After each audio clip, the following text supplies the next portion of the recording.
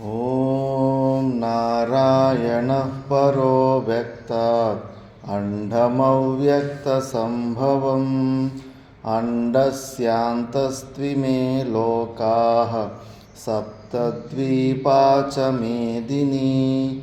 ॐ शान्ति शान्ति शान्तिः।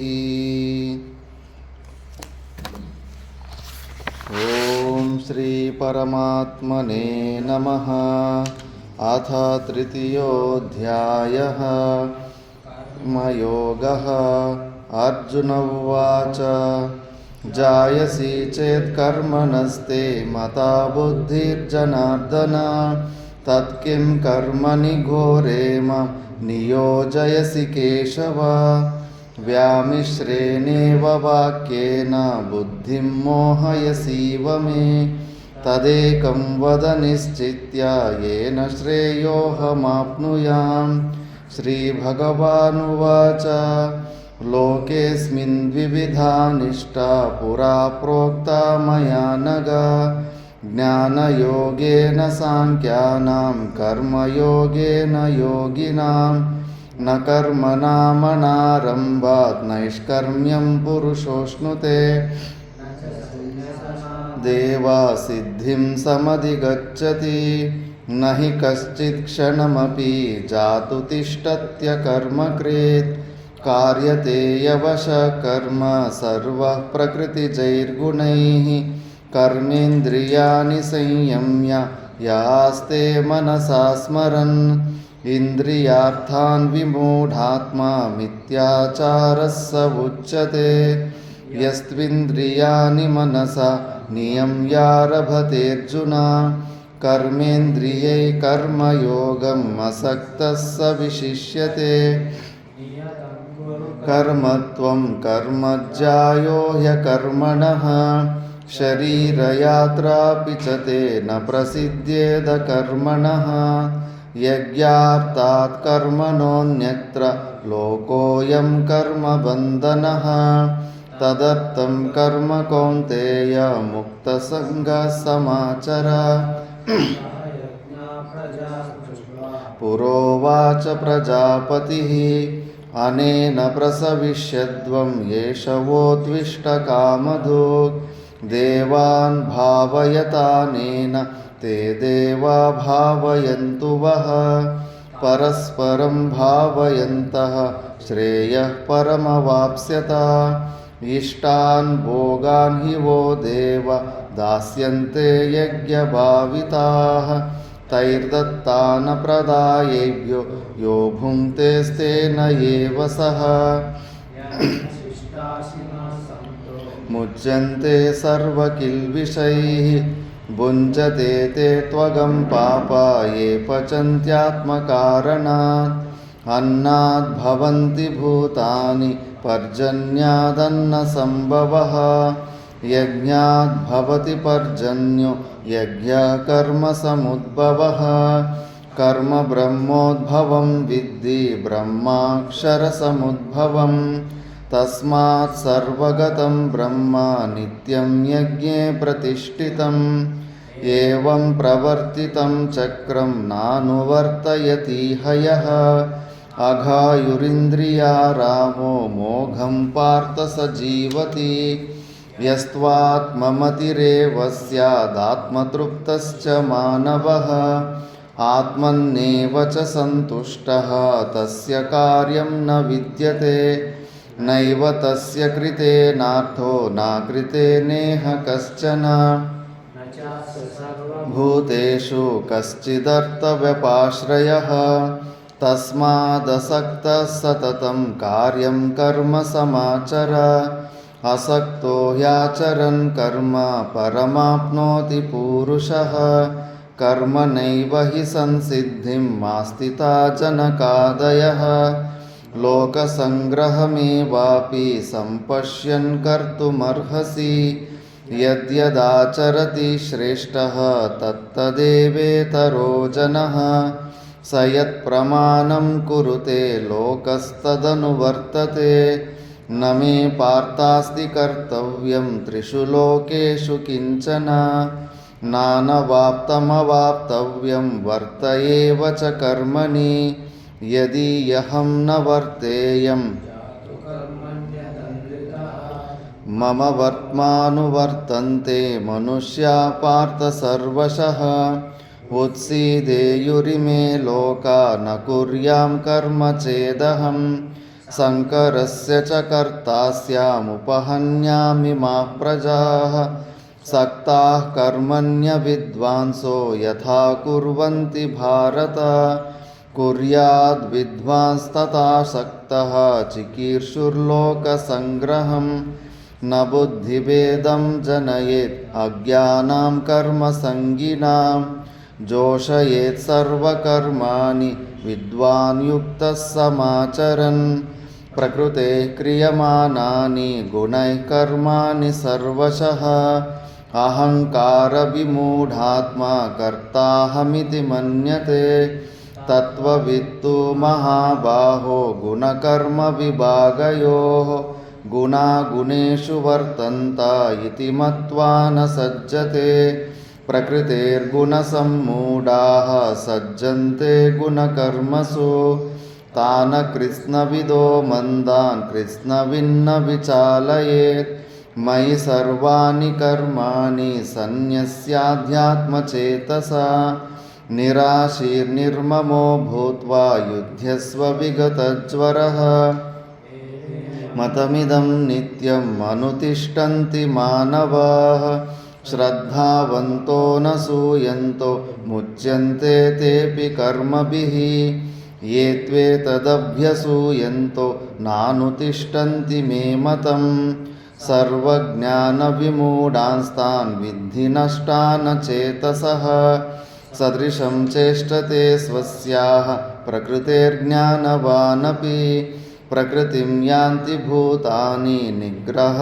किं करिष्यति इन्द्रियस्येन्द्रियस्यार्थे रागद्वेषौ व्यवस्थितौ तयोर्न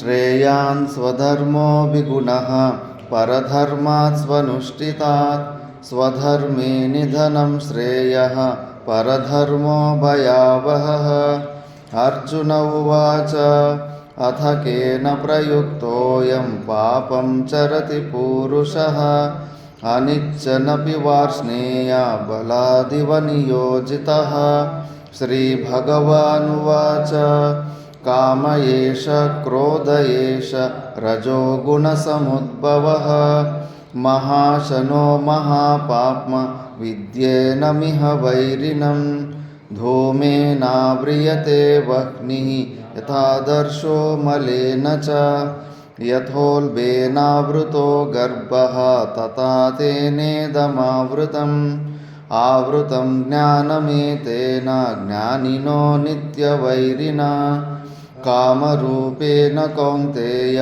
दुष्पूरेणानलेन च इन्द्रियाणि मनोबुद्धिः यस्याधिष्ठानमुच्यते एतैर्विमोहयत्येषा ज्ञानमावृत्य देहिनं तस्मात् त्वमिन्द्रियाण्यादौ नियम्य भरतर्षभ पाप्मानं प्रजहीहेनं ज्ञानविज्ञाननाशनम् इन्द्रियाणि पराण्याहुः इन्द्रियेभ्यः परं मनः मनसस्तु परा बुद्धिर्यो बुद्धे परतस्तु सः एवं बुद्धे परं बुद्ध्वा संस्तभ्यात्मानमात्मना जहि शत्रुं महाबाहो कामरूपं दुरासदम्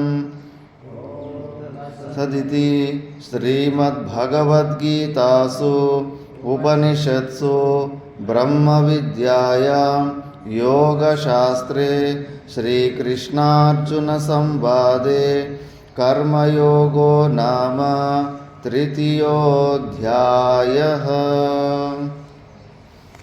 ನಾವು ಭಗವದ್ಗೀತೆಯ 3ನೇ ಅಧ್ಯಾಯ ಕರ್ಮಯೋಗದ ಬಗ್ಗೆ ವಿಚಾರ ಮಾಡ್ತಿದ್ವಿ. ಇದರಲ್ಲಿ 27ನೇ ಶ್ಲೋಕದ ತನಕ ವಿಚಾರ ಮಾಡಿದ್ವಿ. ಪ್ರಕೃತೇಃ ಕ್ರಿಯಮಾಣಾನಿ ಗುಣೈಃ ಕರ್ಮಾಣಿ ಸರ್ವಶಃ ಅಹಂಕಾರ ವಿಮೂಢ ಆತ್ಮ ಕರ್ತಾಹಮಿತಿ ಮನ್ಯತೆ. ಎಲ್ಲವೂ ಕೂಡ ಪ್ರಕೃತಿಯಿಂದನೇ, ಅಂದರೆ ಪರಮಾತ್ಮನು ಕಾರಣ. ಆ ಕಾರಣದಿಂದ ಏನು ಮಾಯಾ ವಿಶಿಷ್ಟ ಚೈತನ್ಯ ಈಶ್ವರ ಅಂತೆಲ್ಲ ನಾವೆಲ್ಲ ತಿಳ್ಕೊತೀವೋ, ಆ ಪರಮಾತ್ಮನಿಂದವೇ ಎಲ್ಲವೂ ಕ್ರಿಯೆಗಳು, ಎಲ್ಲವೂ ಕೆಲಸಗಳು ತನ್ನಿಂದಲೇ ಮಾಡಲ್ಪಡ್ತಾ ಇದ್ದಾವೆ. ಆದರೆ ಈ ಅಜ್ಞಾನಿ ಆದವನು ನಾನು ಮಾಡ್ತಾಯಿದ್ದೀನಿ, ಕರ್ತ ಅಹಮಿತಿ, ನಾನು ಕರ್ತ ಅಂದ್ಬಿಟ್ಟು ಅನ್ನೆಸೆಸರಿಯಾಗಿ ಕ್ರೆಡಿಟ್ ತಗೊಂಡ್ಬಿಡ್ತಾನೆ. ಅಲ್ಲೇ ಅವನು ಮಾಡೋದು ತಪ್ಪು. ಆದರೆ ಬುದ್ಧಿವಂತನವನು, ಆತ್ಮಜ್ಞಾನಿ ಆದವನು, ಜ್ಞಾನಿ ಆದವನು ಹೆಂಗೆ ಯಾವ ಥರ ಕೆಲಸಗಳು, ಈ ಥರ ಇವೆಲ್ಲ ಕರ್ಮಗಳು ಮಾಡ್ತಾನಂದರೆ ಅದನ್ನು ನೆಕ್ಸ್ಟ್ ಶ್ಲೋಕದಲ್ಲಿ ಹೇಳ್ತಾ ಇದ್ದಾರೆ. ಯಹ ಪುನಃ ವಿದ್ವಾನ್ ತತ್ವವಿತ್ತು ಮಹಾಬಾಹೋ ಗುಣಕರ್ಮ ವಿಭಾಗಯೋ ಗುಣಗುಣೇಷು ವರ್ತಂತ ಇತಿ ಮತ್ವಾ ನ ಸಜ್ಜತೆ. ತತ್ವವಿತ್ತು ಮಹಾಬಾಹೋ ಗುಣಕರ್ಮ ವಿಭಾಗಯೋ ಗುಣಗುಣೇಷು ವರ್ತಂತ ಇತಿ ಮತ್ವಾ ನ ಸಜ್ಜತೆ.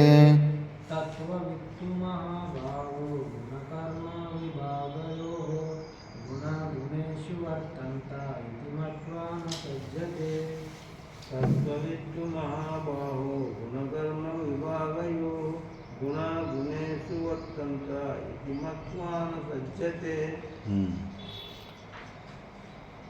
ಹೇ ತು ಅಂದರೆ ಪರಂತು, ಅಜ್ಞಾನಿ ಹಂಗೆ ಮಾಡ್ತಾನೆ, ಕರ್ತ ನಾನು ಅಂತ ಮಾಡ್ತಾನೆ. ಪರಂತು ಜ್ಞಾನಿ ಆದವನು ಹೇ ಮಹಾಬಾಹೋ. ಮಹಾಬಾಹು ಅಂದರೆ ತನ್ನ ಬಾಹುಗಳು, ಭುಜಗಳು ತುಂಬ ಬಲಿಷ್ಠವಾಗಿದ್ದು ತನ್ನ ಕೈಗಳು ನಿಂತುಕೊಂಡ್ರೆ ಮೊಣಕಾಲಿಗಿಂತ ಕೆಳಗಡೆ ಬರ್ತಾ ಇರ್ತವೆ. ಅಂಥವರು ಅಜಾನಬಾಹು, ಮಹಾಬಾಹು ಅಂತಾರೆ. ತುಂಬ ಬಲವಾದಂಥ ಕೈಗಳು ಅಂದ್ಬಿಟ್ಟು ಇದೊಂದು ಅರ್ಥ ಆಗುತ್ತೆ. ಇನ್ನೊಂದು ಮಹಾಬಾಹು ಅಂದರೆ ತನಗೆ ಅಣ್ಣ ತಮ್ಮಂದರು, ಬಲವಂತವಾದಂಥ ಅಣ್ಣ ತಮ್ಮಂದರು ಯಾರಿಗಿರ್ತಾರೋ ಅಂಥವನನ್ನು ಮಹಾಬಾಹು ಅಂತಾರೆ. ಯಾಕಂದರೆ ಅವನನ್ನು ಹೊಡೆಯೋಕ್ಕೆ ಹೋದರೆ ಅವ್ರ ಅಣ್ಣ ತಮ್ಮಂದರು ಬಂದು ಹೊಡಿತಾರೆ, ಅವನನ್ನು ಮಹಾಬಾಹು ಅಂತಾರೆ. ಹೇ ಮಹಾಬಾಹೋ ಗುಣಕರ್ಮ ವಿಭಾಗಯೋ ತತ್ವವಿತ್ತಾದವನು ಗುಣಕರ್ಮ ವಿಭಾಗಗಳಲ್ಲಿ ಗುಣಗುಣೇಶು ವರ್ತಂತೆ ಇತಿ ಮತ್ವ ನ ಸಜ್ಜತೆ. ಗುಣಗಳು, ಆ ಗುಣಗಳಲ್ಲಿ ಅವಷ್ಟಗವು ಪ್ರವೃತ್ತಿ ಆಗ್ತಾ ಇದ್ದಾವೆ ಅಂದುಬಿಟ್ಟು ಅವನು ಅದರಲ್ಲಿ ಇನ್ವಾಲ್ವ್ಮೆಂಟ್ ತಗೊಳ್ಳೋದಿಲ್ಲ. ನಾನು ಮಾಡ್ತಾ ಇದ್ದೀನಿ ಅಂತ ಆ ಕ್ರೆಡಿಟ್ ತಗೊಳ್ಳೋದಕ್ಕೆ ಹೋಗೋದಿಲ್ಲ. ಈಗ ನಾವು ಊಟ ಮಾಡೋಕ್ಕೂ ಹಸಿವಾಗುತ್ತೆ, ಊಟ ಮಾಡೋವಾಗ ಹೋಗ್ತಾ ಇರ್ತೀವಿ. ಹಸಿವಾದಾಗಲೂ ಕೂಡ ನನಗೆ ಹಸಿವಾಗ್ತಾ ಇದೆ ಅಂತ ಗಟ್ಟಿಗೆ ಅಲ್ಲಿ ಕೂಡ ಕರ್ತೃತ್ವ ಭಾವ ಅಂತ ತಗೊಂಡ್ಬಿಡ್ತೀವಿ. ಊಟ ಮಾಡೋವಾಗ ಕೂಡ ಅಷ್ಟೇ, ನನಗೆ ಹಸಿವಾಗಿತ್ತು, ನಾನು ತಿಂತಾ ಇದ್ದೀನಿ ಅಂತ. ಅದಕ್ಕೆ ಅಲ್ಲೇ ಆ ವಿಷಯನ ಮರ್ತೋಗ್ತಾರೆ ಅಂದ್ಬಿಟ್ಟಿದ್ದೂ ಭಗವದ್ಗೀತೆ 15ನೇ ಚಾಪ್ಟರ್ ಹೇಳ್ತಾರೆ. ಅಲ್ಲಿ ಪುರುಷೋತ್ತಮ ಪ್ರಾಪ್ತಿ ಯೋಗದಲ್ಲಿ ಅಲ್ಲಿ ಯಾಕಂದರೆ ಅಹಂ ವೈಶ್ವಾನರೋ ಭೂತ್ವಾ ಅಂದರೆ ನಾನು ಊಟ ಮಾಡ್ತಾ ಇಲ್ಲ, ಅಹಂ ವೈಶ್ವಾನರ ಒಳಗಡೆ ಇರೋ ಜಠರಾಗ್ನಿ, ಅದು ಪ್ರಾಣದ ಧರ್ಮ. ಪ್ರಾಣದ ಧರ್ಮ, ಅದಕ್ಕೆ ಆಹಾರ ನೀರು ಬೇಕು, ಇಲ್ಲ ಅಂದರೆ ಪ್ರಾಣ ಉಳಿಯೋದಿಲ್ಲ. ಅದಕ್ಕೆ ಪ್ರಾಣದ ಧರ್ಮ ಏನು ಈ ಅಂತಃಕರಣದಲ್ಲಿ ಜಠರಾಗ್ನಿಯನ್ನು ಶಾಂತಿಗೊಳಿಸೋದಕ್ಕೆ ನಾನು ಈ ಆಹಾರ ತಗೊತಾ ಇದ್ದೆ. ಅಹಂ ವೈಶ್ವಾನರೋ ಭೂತ್ವ ಪಚಾಮನ್ಯಂ ಚತುರ್ವಿಧಂ ಅಂತ. ನಾನು ನನ್ನ ಕರ್ತೃತ್ವ ಭಾವದಿಂದ ಅಲ್ಲ ಅಂದ್ಬಿಟ್ಟು ಈ ಭಾವನೆಯಲ್ಲಿ ಅಲ್ಲಿ ಕೂಡ ಕರ್ತೃತ್ವ ಭಾವ ನನ್ನ ಮನಸ್ಸಿಗೆ ಬರ್ದಿರ ಸಾಕ್ಷಿ ಭಾವದಲ್ಲಿ ನಿಲ್ಲೋ ಅಂಥ ಪ್ರಯತ್ನದಲ್ಲಿರ್ತಾನೆ. ಅದಕ್ಕೆ ಯಾವುದೇ ಒಂದು ಕೆಲಸದಲ್ಲಿ ಕರ್ತೃತ್ವ ಬರಬಾರ್ದು. ಒಬ್ಬ ಬ್ರಾಹ್ಮಣ ಇರ್ತಾನಂತೆ, ಚೆನ್ನಾಗಿ ಒಳ್ಳೆ ಕುಟಿಯ ಮಾಡ್ಕೊಂಡಿರ್ತಾನೆ, ಸುತ್ತಮುತ್ತಲು ಒಳ್ಳೆ ಹೂವಿನ ಗಾರ್ಡನ್ ಅದು ಇದು ಇಟ್ಕೊಂಡಿರ್ತಾನೆ. ಒಂದು ದಿವಸ ಯಾವುದೋ ಒಂದು ಹಸುವಿನ ಕರು ಬಂದುಬಿಟ್ಟು ಸ್ವಲ್ಪ ತಿಂದುಬಿಟ್ಟಿರುತ್ತೆ. ತಿಂದುಬಿಟ್ರೆ ಕೋಪ ಬಂದುಬಿಟ್ಟಿದ್ದೂ ಕಟ್ಟಿಗೆ ತಗೊಂಡು ಜೋರಾಗಿ ಹೊಡೆದು ಬಿಟ್ಟರೆ ಆ ಕರು ಸತ್ತೋಗ್ಬಿಟ್ಟಿದ್ರೆಗನ ಅದು ಗೋಹತ್ಯೆ ಮಹಾಪಾಪ ಅನ್ನೋದು ಅದು ಬಂದು ಆ ಬ್ರಾಹ್ಮಣನನ್ನು ಅಟ್ಯಾಕ್ ಮಾಡೋಕ್ಕೆ ಬರುತ್ತೆ. ಆ ಪಾಪ ರೂಪವೇ ರಾಕ್ಷಸ ಥರ ಆಗಿರುತ್ತೆ. ಆ ವರ್ಣ ನನ್ನನ್ನು ಯಾಕೆ ನೀನು ಅಟ್ಯಾಕ್ ಮಾಡೋಕ್ಕೆ ಬರ್ತಾ ಇದೀಯಾ ಅಂದರೆ, ಮತ್ತು ನೀನು ಗೋಹತ್ಯೆ ಮಾಡಿದೆಯಲ್ಲ ಆ ಪಾಪನೇ ನಾನು, ಅದಕ್ಕೆ ನಿಮ್ಮನ್ನು ಅಟ್ಯಾಕ್ ಮಾಡೋಕ್ಕೆ ಬರ್ತಾ ಅಂದರೆ, ನಾನೆಲ್ಲ ಮಾಡಿದ್ದೀನಿ, ಈ ಕೈಗಳು ಮಾಡಿದ್ದಾವೆ. ಕೈಗಳಲ್ಲಿರೋ ಅಧಿಷ್ಠಾನ ದೇವತೆ ಯಾರು? ಇಂದ್ರ. ಇಂದ್ರ ಕಣ್ಣಲ್ಲಿ ಸೂರ್ಯ, ಒಂದೊಂದು ಇಂದ್ರಿಯಕ್ಕೆ ಒಬ್ಬೊಬ್ಬ ದೇವರು ಅಧಿಷ್ಠಾನ ದೇವತೆ ಆಗಿರ್ತಾರೆ. ಇಂದ್ರನ ಮಾಡಿದ್ದಾನೆ, ನಾನೇನಕ್ಕೆ ಮಾಡಿದೆ, ನಾನು ಸಾಕ್ಷಿ ರೂಪದಲ್ಲೇ ಇದ್ದೀನಿ ಅಂತ ಅಲ್ಲೇ ತಪ್ಪಿಸ್ಕೊಳ್ತಾನೆ. ಮತ್ತು ಆ ಗೋಹತ್ಯೆ ಮಹಾಪಾಪ ಹೋಗಿ ಸ್ವರ್ಗಕ್ಕೆ ಹೋಗಿ ಇಂದ್ರನ ಹತ್ರ ಹೋಗುತ್ತೆ. ಇಂದ್ರ ನನ್ನ ಹತ್ರ ಯಾಕೆ ಬಂದಿದೆ ನೀನು ಅಂದರೆ, ಮತ್ತು ಅವನು ಗೋಹತ್ಯೆ ನಡೆದಿದೆ ಭೂಲೋಕದಲ್ಲಿ, ಅವನು ಕೇಳಿದ್ರಾಗ ನಾನು ಮಾಡಿಲ್ಲ, ಕೈಗಳು ಮಾಡಿದ್ದಾವೆ, ಕೈಯಲ್ಲಿ ಅಧಿಷ್ಠಾನ ದೇವರು ಇಂದ್ರದೇವ ಇದ್ದಾನೆ, ಇಂದ್ರನೇ ಮಾಡಿದ್ದಾನೆ, ಅದಕ್ಕೆ ನಿನ್ನ ಹತ್ರ ಬಂದೆ ಅಂತ. ಓಹೋ ಹಿಂಗ, ಸರಿ ಬಾ ನೀನು ನನ್ನ ಜೊತೆ ಬಾ, ಅದು ನ್ಯಾಯ ಅಲ್ಲೇ ಮಾಡೋಣ ಭೂಲೋಕದಲ್ಲಂತ ಗೋಹತ್ಯೆ ಮಹಾಪಾಪನ ಜೊತೆ ಕರ್ಕೊಂಬರ್ತಾನೆ. ಫಸ್ಟು ನಾನು ಸಾಮಾನ್ಯ ಮನುಷ್ಯನ ವೇಷದಲ್ಲಿ ಬಂದುಬಿಟ್ಟು ಬ್ರಾಹ್ಮಣನ ಮನೆಗೆ ಬಂದುಬಿಟ್ಟು, ಓಹೋಹೋ ಬ್ರಾಹ್ಮಣ ನೀನು ಯಾರಪ್ಪ, ಇಷ್ಟು ಒಳ್ಳೆ ತೋಟನ ನೀನೆಲ್ಲ ಬೆಳೆಸ್ಕೊಂಡಿದ್ದೆ, ಸುತ್ತಮುತ್ತೆಲ್ಲ ಹೂವಿನ ಗಿಡ ಅದು ಇದು, ಅಂದರೆ ಅದು ನಾನೇ ಮಾಡಿದ್ದು, ನಾನೇ ಕಷ್ಟಪಟ್ಟು ಈ ಗಿಡನ ಆ ಊರಿಂದ ತೊಗೊಂಬಂದೆ, ಡೈಲಿ ನಾನೇ ನೀರು ಹಾಕ್ತೀನಿ, ನಾನೇ ಬೆಳೆಸ್ತೀನಿ ಅಂತ. ಹೌದಾ ಮತ್ತು ಯಾವುದು ಈ ಗಿಡನ ಯಾರು, ಇದನ್ನು ನಾನೇ ಮಾಡಿದ್ದು ಅಂತ ಯಾವುದನ್ನು ತೋರಿಸಿದ್ರೆ ನಾನೇ ಅಂತ ಕ್ರೆಡಿಟು. ಇನ್ನು ಬೇರೆ ಒಬ್ಬನಿಗೆ ಯಾವುದು ತಗೋಬಾರ್ದಿನ್ನ, ಎಲ್ಲ ಶ್ರೇಯಸ್ಸು ನನಗೆ ಬರಬೇಕು ಅಂದ್ಬಿಟ್ಟು. ಮತ್ತು ಹಂಗೆ ನಡ್ಕೊತ ಅಲ್ಲಿ ಸತ್ತೋಗಿರೋ ಕರುದು ಮೂಳೆ ಅವೆಲ್ಲ ಹಂಗೆ ಇರ್ತವೆ. ಇದ್ಯಾರು ಮಾಡಿತ್ತಂದರೆ ಇದು ನಾನಲ್ಲ ಇಂದ್ರ ಅಂತ. ಬಡ್ಡಿ ಮಗನೇ, ಇಷ್ಟೊಂದೆಲ್ಲ ನಾನೇ ಮಾಡಿದ್ದೆ ಅಂದ್ಬಿಟ್ಟು ಈಗ ಮಾತ್ರ ನಿನ್ನ ಕೈಗಳು ಇಂದ್ರ ಮಾಡಿದ್ದಾನಂತೆ ಅಂದ್ಬಿಟ್ಟಿದ್ದನು. ಆವಾಗ ಅವನ ಈಗ ಗೋಹತ್ಯೆ ಮಹಾಪಾಪಕ್ಕೆ ಇವನ್ನ ಇಟ್ಕೊಂಡ್ಬಿಡು ಅಂದ್ಬಿಟ್ಟು. ಆ ಥರ ನೀನು ಕರ್ತೃತ್ವ ಭಾವ ಎಲ್ಲದರಲ್ಲಿರಬೇಕು. ಕೆಲವುದ್ರಲ್ಲಿ ಮಾತ್ರ ಕರ್ತೃತ್ವ ಭಾವ ಇಲ್ಲ, ಕೆಲವುದ್ರಲ್ಲಿ ಮಾತ್ರ ಇದೆ ಅಂದರೆ ಅದು ಒಪ್ಪೋಂಗಿಲ್ಲ. ಜ್ಞಾನಿ ತತ್ವವಿತ್ತು ಆದವನು ಯಾವುದರಲ್ಲೂ ಕೂಡ ಆ ಕರ್ತೃತ್ವ ಬುದ್ಧಿಯನ್ನು ತಗೊಳ್ಳೋದಿಲ್ಲ. ರಮಣ ಮಹರ್ಷಿ ಒಂದು ದಿವಸ ಯಾರೋ ಬ್ರಾಹ್ಮಣ ಏನೋ ಸ್ವಲ್ಪ ತಪ್ಪು ಮಾಡ್ತಾ ಕಿನ್ನೆ ಹೊಡೆದು ಬಿಡ್ತಾನೆ. ಅಯ್ಯೋ, ಅಂಥ ಜೀವನ್ಮುಕ್ತ ಪುರುಷರಿಗೆ ಕ್ರೋಧ ಕೋಪ ಬರುತ್ತಾ? ಕೋಪ ಬಂದರೆ ಆತ ಗುರು ಹೆಂಗಾಗ್ತಾನೆ ಅಂತ ಸುಮಾರು ಜನಕ್ಕೆ ಡೌಟ್ ಬರುತ್ತೆ. ಇಲ್ಲ, ಆ ಎದುರುಗಡೆ ಇರೋ ವ್ಯಕ್ತಿಯ ಆ ಹೊಡೆತಕ್ಕೆ ತಕ್ಕಂಥ ಕೆಲಸ, ಅಂಥ ಗುಣಗಳು, ಅಂಥ ಒಂದು ಕೆಲಸ ಮಾಡಿದ್ದಾನೆ, ಅದಕ್ಕೆ ಈ ಶರೀರ ಸಂಘಾತ ಹಂಗೆ ರಿಯಾಕ್ಟ್ ಆಗಿಬಿಟ್ಟಿದೆ. ಅಲ್ಲೂ ಕೂಡ ತನ್ನ ಸಾಕ್ಷಿ ಭಾವದಲ್ಲೇ ಇದ್ದಾನೆ. ಯಾಕಂದರೆ ಮತ್ತೆ ಅದ್ರ ಬಗ್ಗೆ ತಲೆ ಕೆಡಿಸ್ಕೊಳ್ಳೋದು. ನಾವು ಯಾರನ್ನಾದ್ರೂ ಹೊಡೆದ್ರು ಬೈದರೆ ನಮ್ಮ ಮುಖ ಒಂದು 2-3 ದಿವಸ ನಮ್ಮ ಮುಖ ನಾವು ನೋಡೋಕ್ಕಾಗೋದಿಲ್ಲ, ಹಿಂಗೆ ಇರ್ತೀವಿ, ನಾವಿರ್ತೀವಿ, ಡಿಸ್ಟರ್ಬ್ ಆಗಿಬಿಟ್ಟಿರ್ತೀವಿ. ಜ್ಞಾನಿಗಳಿಗೆ ಹಂಗಲ್ಲ, ಕೋಪ ಹಂಗೆ ಬರುತ್ತೆ, ಹಂಗೆ ತನಗಾಗ್ಬಿಟ್ಟಿರುತ್ತೆ, ಮತ್ತು ಏನೋ ಹಾಗೇ ಇಲ್ಲ ಅನ್ನೋ ಥರ ಇರ್ತಾರೆ ಅವರು. ನಾವು ಹಂಗಲ್ಲ, ಯಾವುದೋ ಒಂದು ಜಗಳ ಆಗಿದ್ದರೆ ಸಾಯೋ ತನಕ ಗುರ್ತಿಟ್ಕೊಂಡು ಅಲ್ಲೇ ಗುದ್ದಾಡ್ಕೊತಾ ಇರ್ತೀವಿ. ಆದರೆ ಜ್ಞಾನಿಗಳು ಯಾವುದೇ ಒಂದು ಕ್ರಿಯೆ ಮಾಡಲಿ, ಏನೇ ಮಾಡಲಿ, ಅದರಲ್ಲಿ ಕರ್ತೃತ್ವ ಬುದ್ಧಿ ಇರೋದಿಲ್ಲ, ಮೋಹ ಇರೋದಿಲ್ಲ. ಆದ್ದರಿಂದ ತತ್ವವಿತ್ತ ಆದವನು ಗುಣಾಗುಣೇಶು ವರ್ತಂತೆ ಇತಿ ಮತ್ವ, ಜಾಸ್ತಿ ತಲೆ ಕೆಡಿಸ್ಕೊಳ್ಳೋದಕ್ಕೆ ಹೋಗೋದಿಲ್ಲ. ಯಾಕಂದರೆ ನಿನ್ನ ಮನಸ್ಸು ಒಪ್ಪಿಕೊಳ್ಳದೆ ಇರಲಿ, ನೀನೆಂತೂ ನಿತ್ಯ ಶುದ್ಧ ಬುದ್ಧ ಮುಕ್ತ ಸ್ವಭಾವನೇ ಆಗಿದೆಯಾ. ಆದ್ದರಿಂದ ನೀನು ನಿನ್ನ ಸ್ವರೂಪವನ್ನು ತಿಳ್ಕೊಂಡು ಸೈಲೆಂಟಾಗಿ ಈ ಶರೀರ ಸಂಘಾತದಲ್ಲಾಗೋ ಕ್ರಿಯೆಗಳಿಗೆ ಇನ್ವಾಲ್ವ್ಮೆಂಟ್ ಇರಬಾರ್ದು ನಿಂದು. ಪ್ರತ್ಯೇಕವಾಗಿ ಅಲ್ಲಿ ಕರ್ತೃತ್ವ ಬುದ್ಧಿ ಭೋಕ್ತೃತ್ವ ಬುದ್ಧಿ ಬಂದಾಗಲೇ ಸಮಸ್ಯೆ ಆಗುತ್ತೆ. ಈ ಥರ ತತ್ವವಿತ್ತು ಆ ಥರ ವ್ಯವಹಾರ ಮಾಡ್ತಾ ಇದ್ದಾನಂದರೆ ಮುಮುಕ್ಷುಗಳಾದಂಥವರು ನಾವು ಅದೇ ಥರ ಅಭ್ಯಾಸ ಮಾಡ್ಕೋಬೇಕು. ನಾನು ಅನ್ನೋ ಶಬ್ದ ಹೆಚ್ಚು ಬಳಸಲೇಬಾರ್ದು. ಭಾಷಿಕಾರ ಭಗವಂತರು ಹೆಚ್ಚು ವಯಂ ಅನ್ನೋ ಶಬ್ದನ್ನೇ, ನಾವು ಅನ್ನೋ ಶಬ್ದನ ಬಳಸ್ತಾರೆ. ನಾನು ಅನ್ನೋ ಶಬ್ದನ ಹೆಚ್ಚು ಬಳಸೋದಕ್ಕೆ ಇಷ್ಟಪಡೋದೇ ಇಲ್ಲ ಅವರು. ಅಹಂಕಾರದ ಇದು ಅಂದ್ಬಿಟ್ಟು ಯಾರು ಮಾಡಿದ್ದು, ನಾನು ಮಾಡಿದ್ದು ಅಂತ. ಯಾರಾದರೂ ಒಂದು ಸ್ವಲ್ಪಷ್ಟು ಸೇವೆ ಮಾಡಿಲ್ಲ ಅಂದ್ರೆ ಅದನ್ನು ಯಾರು ಗುರ್ತೇ ಹಿಡಿಲಿಲ್ಲ, ಮಾಡಿದ ಸೇವೆನ ಯಾರು ನೋಡಲೇ ಇಲ್ಲ ಅಂದರೆ ಫುಲ್ಲು ಟೆನ್ಷನ್ ಅವನಿಗೆ. ಅಯ್ಯೋ, ನಾನು ಸೇವೆ ಮಾಡಿದ್ದು ಯಾರು ಗಮನನೇ ಕೊಟ್ಟಿಲ್ವಲ್ಲ, ನಾನು ಸೇವೆನೇ ಮಾಡಿಲ್ಲ ಅಂದ್ಕೊಂಡ್ಬಿಡ್ತಾರೇನೋ, ದೊಡ್ಡ ಸಮಸ್ಯೆ ಅವನಿಗೆ. ಅವೆಲ್ಲ ಯಾಕೆ ಬೇಕಾಗಲ್ಲ, ಟೆನ್ಷನ್ ಯಾಕೆ? ನಿನಗೆ ನೀನು ಕರೆಕ್ಟಾಗಿದ್ದರೆ ಸಾಕು. ಇನ್ನೊಬ್ಬನ ಅನ್ಕೊಳ್ಳುವಾಗ ಇನ್ನೊಬ್ಬರ ಸಲುವಾಗಿ ಜೀವನ ನಡೆಸ್ತೀಯ ನೀನು. ನಿನಗೆ ನೀನು ಸಾಕ್ಷಿ ಆಗಿದೆಯಾ, ನಿನ್ನ ಕರ್ತವ್ಯ ನೀನು ಮಾಡಿದೆಯಾ, ನೀನು ಸಂತುಷ್ಟಿ ಆಗಬೇಕು. ನೀನು ಮಾಡಿರೋ ಕೆಲಸ ನೋಡಿ ಇನ್ನೊಬ್ಬರು ಮೆಚ್ಚುಗೆ ಕೊಡಬೇಕಾ? ಆ ಎಕ್ಸ್ಪೆಕ್ಟೇಷನ್ ಇದ್ದಷ್ಟು ದಿವಸ ನಿನಗೆ ದುಃಖನೇ ಬರ್ತಾ ಇರುತ್ತೆ. 2ನೇ ಅಧ್ಯಾಯದಲ್ಲಿ ಬಂದಿತ್ತು, ಈಶ್ವರನ ವಿಷಯದಲ್ಲೂ ಕೂಡ ಈಶ್ವರಾರ್ಪಣ ಬುದ್ಧಿಯಿಂದ ಕೆಲಸ ಮಾಡಂದವ್ರೆ, ನಾನು ಮಾಡೋ ಕೆಲಸನ ಈಶ್ವರ ನೋಡಿ ಮೆಚ್ಚಿಕೊಂಡು ನನಗೆ ಶಭಾಷ್ ಅಂತ ಅನ್ಲಿ ಅನ್ನೋ ಉದ್ದೇಶದಿಂದ ಕೂಡ ಮಾಡಬಾರ್ದಂತಾರೆ. ಆ ಎಕ್ಸ್ಪೆಕ್ಟೇಷನ್ ಕೂಡ ಇರಬಾರ್ದು. ನಾನು ಮಾಡಿರೋ ಕೆಲಸ ಇನ್ನೊಬ್ಬರು ನೋಡಿ, ನಮ್ಮ ಮಾಲೀಕ ನೋಡಿ ಹೊಗಳಬೇಕು, ಮೆಚ್ಕೋಬೇಕು ಅನ್ನೋ ಒಂದು ಎಕ್ಸ್ಪೆಕ್ಟೇಷನನ್ನು ಕೂಡ ಬಿಟ್ಟು ಕರ್ಮಗಳನ್ನು ಮಾಡ್ಕೊತ ಹೋಗಬೇಕು. ಯಾಕಂದರೆ ನೀನು ಅಲ್ಲಿ ಕರ್ತೃತ್ವವನ್ನು ಕಳ್ಕೊಳ್ಳೋದ್ರಲ್ಲೇ ಜ್ಞಾನ ಇರುತ್ತೆ. ಅಲ್ಲಿ ಮತ್ತೆ ಆ ಎಕ್ಸ್ಪೆಕ್ಟೇಷನ್ನಿಂದ ಇಟ್ಕೊಂಡ್ರೆ ಮತ್ತೆ ಮಾಯ ಇಟ್ಕೊಂಡ್ಬಿಡುತ್ತೆ ನಿನ್ನನ್ನು. ಆ ಮಾಲೀಕ ನಿನ್ನನ್ನು ಹೊಗಲಿಲ್ಲ ಅಂದರೆ ಇಮ್ಮಿಡಿಯೇಟಾಗಿ ನಿನಗೆ ದುಃಖ ಬರುತ್ತೆ. ಆ ಮಾಲೀಕ ನೀನೇನು ಕೆಲಸನೇ ಮಾಡಿಲ್ಲ ಅನ್ನೋ ಅಂತ ಅಪಾರ್ಥ ಮಾಡ್ಕೊಂಬಿಟ್ರೆ ಮತ್ತೆ ನಿನಗೆ ದುಃಖ ಬಂದ್ಬಿಡುತ್ತೆ. ಮತ್ತೆ ಅಲ್ಲಿಗೆ ಬಂತಲ್ಲ. ಆದ್ದರಿಂದ ತತ್ವವಿತ್ತು ಆದವನು ಜಸ್ಟ್ ಅಷ್ಟೇ, ಅವನಿಗೆ ಅವನು ಸಾಕ್ಷಿ, ಸರ್ವಸಾಕ್ಷಿ. ಸೂರ್ಯಚಂದ್ರ ಇರೋವರೆಗೂ ನಮ್ಮ ಕರ್ತವ್ಯ ನಾವು ಮಾಡ್ಕೊತ ಗುಣಾಗುಣೇಶು ವರ್ತಂತೆ ಅನ್ನೋ ಥರ ನಾವು ಬಿಟ್ಟು ಸಾಕ್ಷಿ ರೂಪದಲ್ಲಿರಬೇಕು. ಈ ಶರೀರ ಸಂಘಾತದಲ್ಲಿ ಏನೇನೋ ಕ್ರಿಯೆಗಳಾಗ್ತಾ ಇರ್ತವೆ, ಅವನ್ನೆಲ್ಲ ನಾವು ತಲೆ ಕೆಡಿಸ್ಕೊಳಕ್ಕೆ ಹೋಗಬಾರ್ದು. ನಾವು ಪ್ರಾರಬ್ಧದಲ್ಲಿ ಏನೇನು ಮಾಡಿ ಬಂದಿದ್ದೋ ಪೂರ್ವಜನ್ಮದಲ್ಲಿ ಗೊತ್ತಿಲ್ಲ. ಮಹಾವೀರ್ ಜೈನು ಅಂಥವ್ರಿಗೆ ಎಂಥ ಕ್ರೂರವಾದಂಥ ಪ್ರಾರಬ್ಧ ಇತ್ತು. ಕಿವಿಯಲ್ಲಿ ಈ ಕಡೆಯಿಂದ ಆ ಕಡೆ ಐರನ್ ರಾಡ್ ಚುಚ್ಚಿಬಿಟ್ಟಿರ್ತಾರೆ.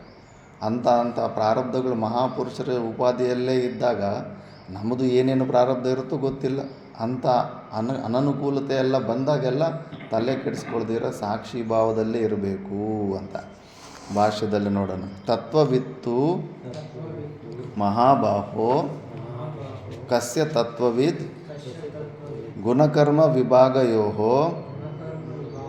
ಗುಣವಿಭಾಗಸ್ಯ ಕರ್ಮವಿಭಾಗಸ್ಯ ಚ ತತ್ವವಿದ್ ಇತ್ಯರ್ಥಃ. ಗುಣಾಃ ಕರಣಾತ್ಮಕಾ ಗುಣೇಷು ವಿಷಯಾತ್ಮಕೇಷು ವರ್ತಂತೆ ನ ಆತ್ಮ ಇತಿ ಮತ್ವಾ ನ ಸಜ್ಜತೆ ಶಕ್ತಿಂ ನ ಕರೋತಿ.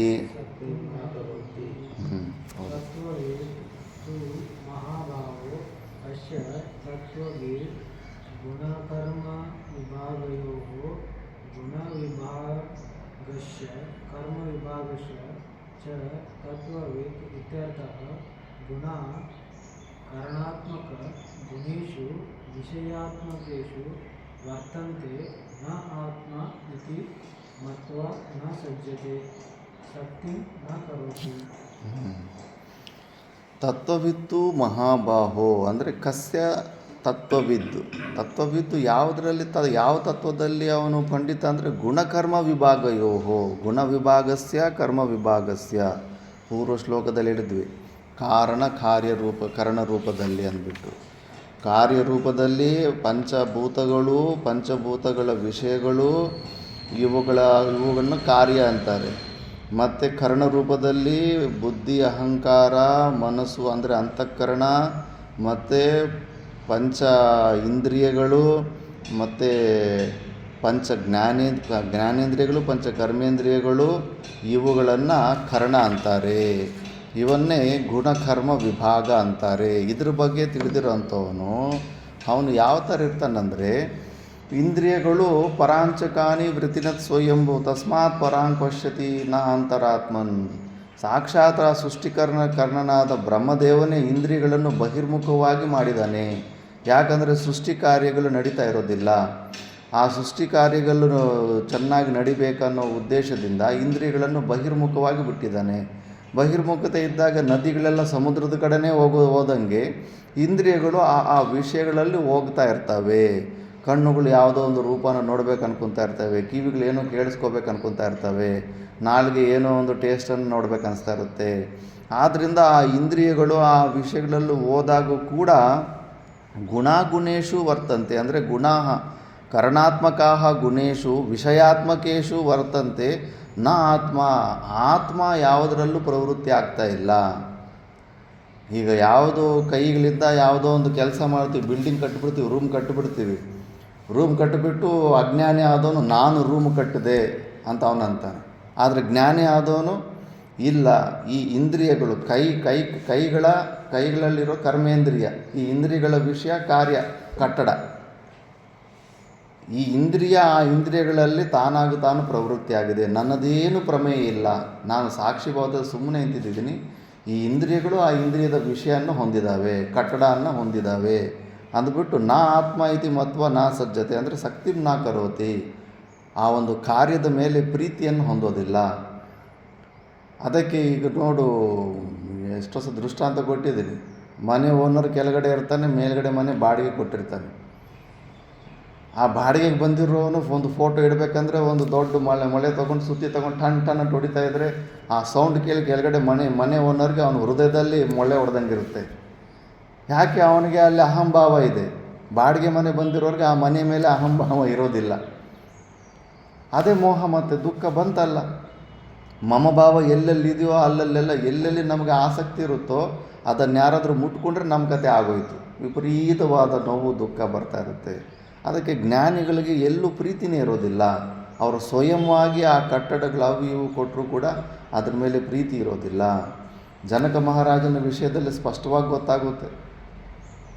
ಅಲ್ಲಿ ತನ್ನ ಇಡೀ ರಾಜ್ಯನೇ ಬೆಂಕಿಯಲ್ಲಿ ಸುಟ್ಟೋಗ್ತಾ ಇರುತ್ತೆ. ಆ ಪ್ಯಾಲೇಸ್ ಕೂಡ ಸುಟ್ಟೋಗ್ತಾ ಇರುತ್ತೆ ಬೆಂಕಿಯಲ್ಲಿ. ಆ ಗುರುಗಳು ಪಾಠ ಮಾಡ್ತಾ ಇರ್ತಾರೆ. ಆ ಕೌಪಿನ ಕಟ್ಕೊಂಡಿರೋಂಥ ದೊಡ್ಡ ವಿರಕ್ತಿ ಥರ ನಾಟಕ ಮಾಡಿರೋಂಥ ಶಿಷ್ಯರು ಇರ್ತಾರೆ. ಅವ್ರ ಹತ್ರ ಏನೂ ಇಲ್ಲವೇ ಇಲ್ಲ ಬಚ್ಚಿಟ್ಕೊಳ್ಳೋಂಥದ್ದು. ಆ ಕೌಪಿನನ್ನು ಒಣಗಾಕಿರೋ ಕೌಪಿನನ್ನು ಬಚ್ಚಿಟ್ಕೊಳ್ಳೋದಕ್ಕೆ ಪಾಠನ ಬಿಟ್ಟು ಎದ್ದು ಹೋಗ್ತಾರೆ. ಇಲ್ಲಿ ಜನಕ ಮಹಾರಾಜಂದು ಸ್ವಯಂ ರಾಜ್ಯನೇ ಸುಟ್ಟೋಗ್ತಾಯಿದೆ. ರಾಜ್ಯದಲ್ಲಿ ಹೆಂಡತಿ ಮಕ್ಕಳು ಸಂಪತ್ತಿ ಎಲ್ಲ ಇದೆ, ಎಲ್ಲವೂ ಸುಟ್ಟೋಗ್ತಾ ಇದ್ರು ಕೂಡ ಪಾಠದಿಂದ ಎದ್ದೇಳಲೇ ಇಲ್ಲ. ಏನಪ್ಪ ನಿನ್ನ ರಾಜ್ಯನೇ ಸುಟ್ಟೋಗ್ತಾ ಇದೆ, ಯಾಕೆ ಹೋಗೋದಿಲ್ವಾ ಅಂತ ಯಾಜ್ಞವಲ್ಕ್ಯರು ಕೇಳಿದ್ರೆ, ಮಿಥಿಲಾಯಾಮ್ ದಗ್ಧಾಯಾಮ್ ನಮೇ ದಹ್ಯತಿ ಕಿಂಚನ. ಸಂಪೂರ್ಣ ಮಿಥಿಲಾ ನಗರ ಸುಟ್ಟೋದ್ರೂ ಕೂಡ ನಂದೇನು ಸುಟ್ಟಿಲ್ಲ. ನಾನು ಸುಡೋದಕ್ಕೆ ಅಂದರೆ ಪಾಂಚಭೌತಿಕವಾದಂಥ ಈ ಪದಾರ್ಥಗಳಿಗೆ ಅಸ್ಪೃಹನಾದ ಅಸಂಗ ಸ್ವರೂಪನಾಗಿರೋದು ನಾನು. ಅದು ಮೋಹ ಇಲ್ಲದೇ ಇರೋ ತತ್ವ ಅಂದರೆ ಪ್ರಾಕ್ಟಿಕಲಾಗಿ ಗೊತ್ತಾಗ್ಬಿಡುತ್ತೆ. ಪ್ರಾಕ್ಟಿಕಲ್ಲಾಗಿ ನೀನು ಆಸ್ತಿಯನ್ನು ಬಿಡೋಕ್ಕಾಗ್ತಾ ಇಲ್ಲ, ದುಡ್ಡನ್ನು ಬಿಡೋದಕ್ಕಾಗ್ತಾ ಇಲ್ಲ, ಹೆಂಡತಿ ಮಕ್ಕಳನ್ನು ಬಿಡೋದಕ್ಕಾಗ್ತಾ ಇಲ್ಲ. ಸುಮ್ಮನೆ ನನಗೇನು ಮೋಹ ಇಲ್ಲ ಅಂದ್ಕೊಂಡ್ರೆ ನಿನ್ನ ಭ್ರಾಂತಿ ಅಷ್ಟೇ. ಅವು ನಿನ್ನಿಂದ ದೂರ ಆದಾಗ ಗೊತ್ತಾಗುತ್ತೆ ಅವುಗಳ ಮೇಲೆ ನಿನಗೆ ಎಷ್ಟು ಮೋಹ ಇತ್ತು ಅಂತ. ಆದರೆ ಜ್ಞಾನಿಗೆ ಅವು ಇದ್ದರೂ ಇಲ್ಲದೇ ಇದ್ದರೂ ಕೂಡ ಅದರ ಬಗ್ಗೆ ತಲೆನೇ ಕೆಡಿಸ್ಕೊಳ್ಳೋದಿಲ್ಲ. ಬಂತಾ ಹೋಯ್ತಾ, ಯಾಕಂದರೆ ಅದ್ರ ಮೇಲೆ ಯಾವತ್ತೂ ಮೋಹ ಇಟ್ಕೊಂಡೇ ಇರಲಿಲ್ಲ.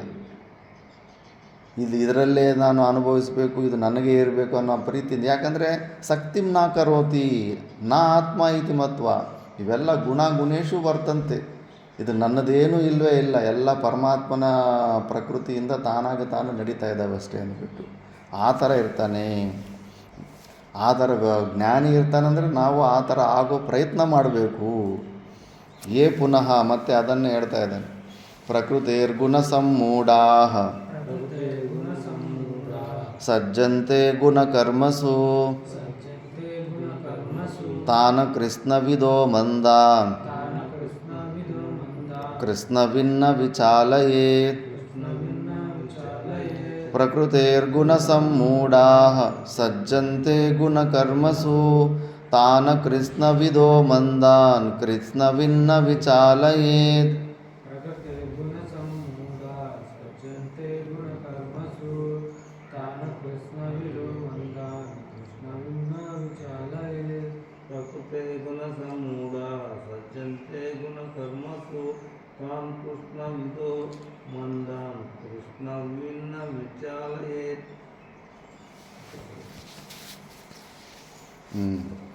ಪ್ರಕೃತೆ ಗುಣಸಮ್ಮೂಢಾ. ಆ ಪ್ರಕೃತಿ ಅಂದ್ರೆಗನ ಕಾರಣ ಮಾಯ ವಿಶಿಷ್ಟ ಚೈತನ್ಯದಿಂದ ಪೂರ್ವ ಜನ್ಮದಲ್ಲಿ ನಾವು ಏನೋ ಒಂದು ಕರ್ಮಗಳು ಮಾಡಿರ್ತೀವಿ. ಕರ್ಮಗಳು ಮಾಡಿದಾಗ ನಮಗೆ ಆಸೆ ಕೂಡ ಇರುತ್ತೆ, ಕೋರಿಕೆಗಳು ಕೂಡ ಇರ್ತವೆ. ಏನೋ ಪ್ರಧಾನಮಂತ್ರಿ ಆಗ್ಬೇಕು ಅಂದ್ಕೊಂಡಿದ್ದೆ, ರಾಜನಾಗಬೇಕಂತನೋ, MLA ಆಗಬೇಕಂತನೋ, ಇಲ್ಲ ದೊಡ್ಡ ಬಿಸ್ನೆಸ್ ಮ್ಯಾನ್ ಆಗಬೇಕಂತಂದು ಪೂರ್ವ ಜನ್ಮದಲ್ಲೇ ನಿನಗೆ ಒಂದು ಇಚ್ಛೆ ಇರುತ್ತೆ. ಆ ಇಚ್ಛೆಗೆ ಅನುಕೂಲವಾದಂಥ ಕೆಲವೊಂದು ಕರ್ಮಗಳು ಮಾಡಿರ್ತೀಯ. ಅದಕ್ಕೆ ಅನುಕೂಲವಾಗಿ ಈ ಜನ್ಮದಲ್ಲಿ ನಿನಗೆ ಅಂಥದ್ದೊಂದು ವಿಷಯದಲ್ಲೇ ಆಸಕ್ತಿ ಹೆಚ್ಚಾಗ್ತಾ ಇರುತ್ತೆ. ಸಣ್ಣ ವಯಸ್ಸಿನಿಂದ ನಿನಗೆ ಅದು ನಾನು ಸಣ್ಣ ವಯಸ್ಸಿನ ನಾನು ಡಾಕ್ಟರ್ ಆಗಬೇಕಂತ, ನಾನು ಇಂಜಿನಿಯರ್ ಆಗಬೇಕಂತ, ನಾನು ಬಿಸ್ನೆಸ್ ಮ್ಯಾನ್ ಆಗಬೇಕಂತ, ನಾನು ಪೊಲಿಟಿಷಿಯನ್ ಆಗಬೇಕಂತ ಆ ಇಚ್ಛೆ, ಆ ವಾಸನೆಗಳಿಂದ ಅದು ಆ ಕಡೆನೇ ಅವೆಲ್ಲ ಕಾಣಿಸ್ತಾ ಇರುತ್ತೆ. ಅದಕ್ಕೆ ಪ್ರಕೃತೇ ಗುಣಸಮ್ಮೂಢಾ ಗುಣಕರ್ಮಸು ಸಜ್ಜಂತೆ ತಾನ್ ಅಕೃಷ್ಣವಿದೋ ಮಂದಾನ್ ಕೃಷ್ಣವಿನ್ನ ವಿಚಾಲಯೇತ್. ಅಂಥ ಸಮಯದಲ್ಲಿ ನೀನು ಏನು ಮಾಡಬೇಕಂದ್ರೆ ಅವ್ರನ್ನ ತಲೆ ಕೆಡ್ಸೋಕ್ಕೆ ಹೋಗಬಾರ್ದು. ನಾ ವಿಚಾಲಯೇತ್. ಇದು ಮುಂಚೆನೂ ಜ್ಞಾನಿಗೆ ಹೇಳಿದ್ನಲ್ಲ. ಯಾರೋ ಒಬ್ಬರು ಪೂರ್ವ ಜನ್ಮದಲ್ಲಿ, ಈಗ ನೋಡಿ ಇವತ್ತು ಅದ್ವೈತ ಸಿದ್ಧಾಂತವನ್ನು ನಾವು ವಿಚಾರ ಮಾಡಬೇಕಂದ್ರೆ ದತ್ತಾತ್ರೇಯ ಭಗವಾನರೇ ಹೇಳ್ತಾರೆ, ಈಶ್ವರ ಕೃಪಾದೇವ ಪುಂಸಾಂ ಅದ್ವೈತ ವಾಸನ ಮಹಾಭಯ ಪರಿತ್ರಾಣತ್ವಾದ್ ಮುಮುಕ್ಷೋಹೋ ಅಂತ. ಈಶ್ವರನೊಂದು ಕೃಪೆಯಿಂದಲೇ ನಮಗೆ ಈಗ ಅದ್ವೈತ ಸಿದ್ಧಾಂತದಲ್ಲಿ ರುಚಿ ಬಂದು ಇದನ್ನು ಅಧ್ಯಯನ ಮಾಡೋದಕ್ಕೆ ಮನಸ್ಸು ಬಂದಿದೆ. ಬಟ್ ಎಲ್ಲರಿಗೂ ಇಲ್ಲ. ಈಗ ದ್ವೈತ ಮಾರ್ಗದಲ್ಲಿ ಇರೋವಂಥವ್ರು GR ಸ್ವಾಮೀಜಿಗಳೇ ಆಗಿರ್ಬೋದು, ಇನ್ನೊಬ್ರು ಯಾರು ಆಗಿರ್ಬೋದು, ಅವ್ರಿಗೆ ಈ ಅದ್ವೈತ ಸಿದ್ಧಾಂತ ಇಷ್ಟ ಆಗೋದಿಲ್ಲ. ಮಧ್ವಾಚಾರ್ಯರದ್ದು ದ್ವೈತ ಮತ ಇರುತ್ತೆ. ಯಾಕಂದರೆ ಅವರು ಪೂರ್ವಜನ್ಮದಲ್ಲೇ ಆ ಒಂದು ಫ್ರೀಕ್ವೆನ್ಸಿ ಲೆವೆಲ್ಗೆ ಅಷ್ಟೇ ಅಭ್ಯಾಸ ಮಾಡ್ಕೊಂಡಿದ್ದಾರೆ. ಈಗ ನೀನು ಅವ್ರಿಗೆ ಹೋಗ್ಬಿಟ್ಟು ಅವ್ರಿಗೆ ಅಧಿಕಾರಿತ್ವ ಇಲ್ಲದಿರೋ ನೀ ಅದ್ವೈತ ಸಿದ್ಧಾಂತದ ಬಗ್ಗೆ ಹೇಳಿಬಿಟ್ಟು ಅದನ್ನು ಬಿಡಿಸ್ಬಿಟ್ರೆ ಅವರು ಮತ್ತೆ ಆ ಕರ್ಮನೂ ಸರಿಯಾಗಿ ಮಾಡೋದಿಲ್ಲ. ನಾ ಮಿಲಾರಾಮ್ ನಾ ಮಾಯಾ ಅಂತ, ದುವಿಧಾಮೆ ದೋನೋ ಗಯೆ ಅಂತ. ರಾಮನೂ ಸಿಗಲಿಲ್ಲ, ಮಾಯನೂ ಸಿಗಲಿಲ್ಲ. ಮಾಯ ಅಂದುಬಿಟ್ಟು ಎಲ್ಲವನ್ನೂ ತಿರಸ್ಕಾರ ಮಾಡಿ ಆ ಮಾಯನೂ ಸಿಗಲಿಲ್ಲ. ಈ ಕಡೆ ರಾಮ್ ಅಂದರೆ ಆತ್ಮಜ್ಞಾನನೂ ಸಿಗಲಿಲ್ಲ. ದುವಿಧಾಮೆ ದೋನೋ ಗಯ ಅಂತ. ಈ ಕನ್ಫ್ಯೂಷನಲ್ಲಿ ಎರಡೂ ಹೋಯಿತು, ಜೀವನನೇ ವ್ಯರ್ಥ ಆಗಿಬಿಡುತ್ತೆ ಅಂದ್ಬಿಟ್ಟು. ಅದಕ್ಕೆ ಪೂರ್ವಜನ್ಮದಲ್ಲಿ ಅದನ್ನು ನೋಡ್ಕೋಬೇಕು. ಆ ವಿದ್ಯಾರ್ಥಿಗೆ ಯಾವುದರಲ್ಲಿ ಆಸಕ್ತಿ ಇದೆ. ನಿಷ್ಕಾಮ ಕರ್ಮಯೋಗದಲ್ಲಿ ಆಸಕ್ತಿ ಇದೆಯಾ? ಕೆಲವರಿಗೆ ಪೂಜೆಗಳು, ಜಪ, ಪಾರಾಯಣಗಳು ಇವುಗಳಲ್ಲಿ ವಿಪರೀತವಾದ ಪ್ರೀತಿ ಇರುತ್ತೆ.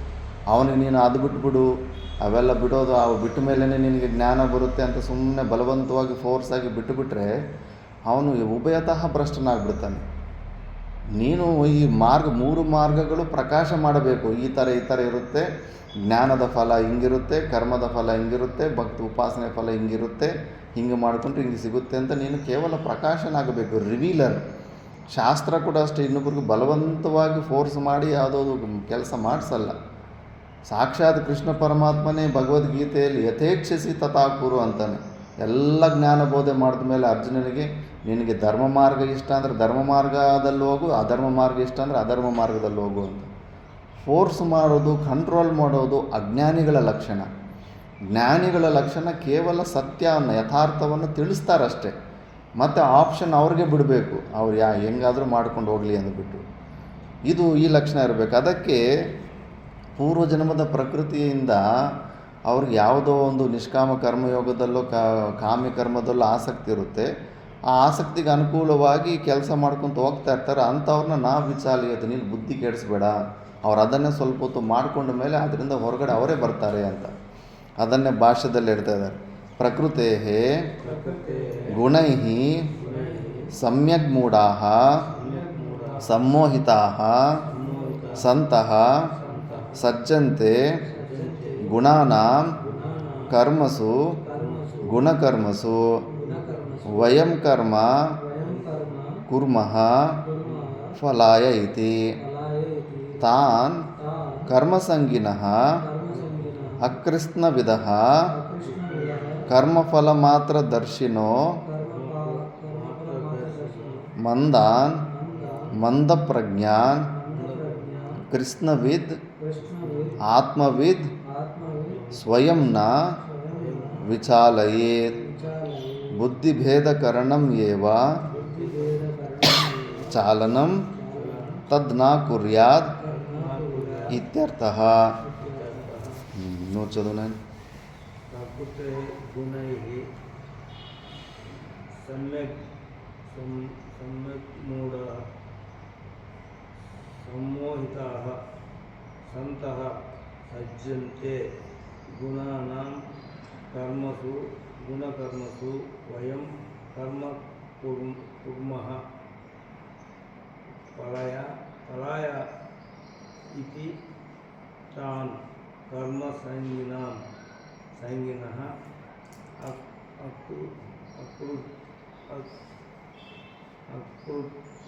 ಅಕೃತ್ಸ್ನವಿದಃ ಕರ್ಮ ಫಲಮಾತ್ರ ದರ್ಶನೋ ಮಂದಪ್ರಜ್ಞಾನ್ ಕೃತ್ಸ್ನವಿದ್ ಆತ್ಮವಿದ್ ಸ್ವಯಂ ನ ವಿಚಾಲಯೇತ್ ಬುದ್ಧಿಭೇದ ಕಾರಣಂ ಏವ ಚಾಲನಂ ತತ್ ನ ಕುರ್ಯಾತ್ ಇತ್ಯರ್ಥಃ. ಇತ್ಯರ್ಥ.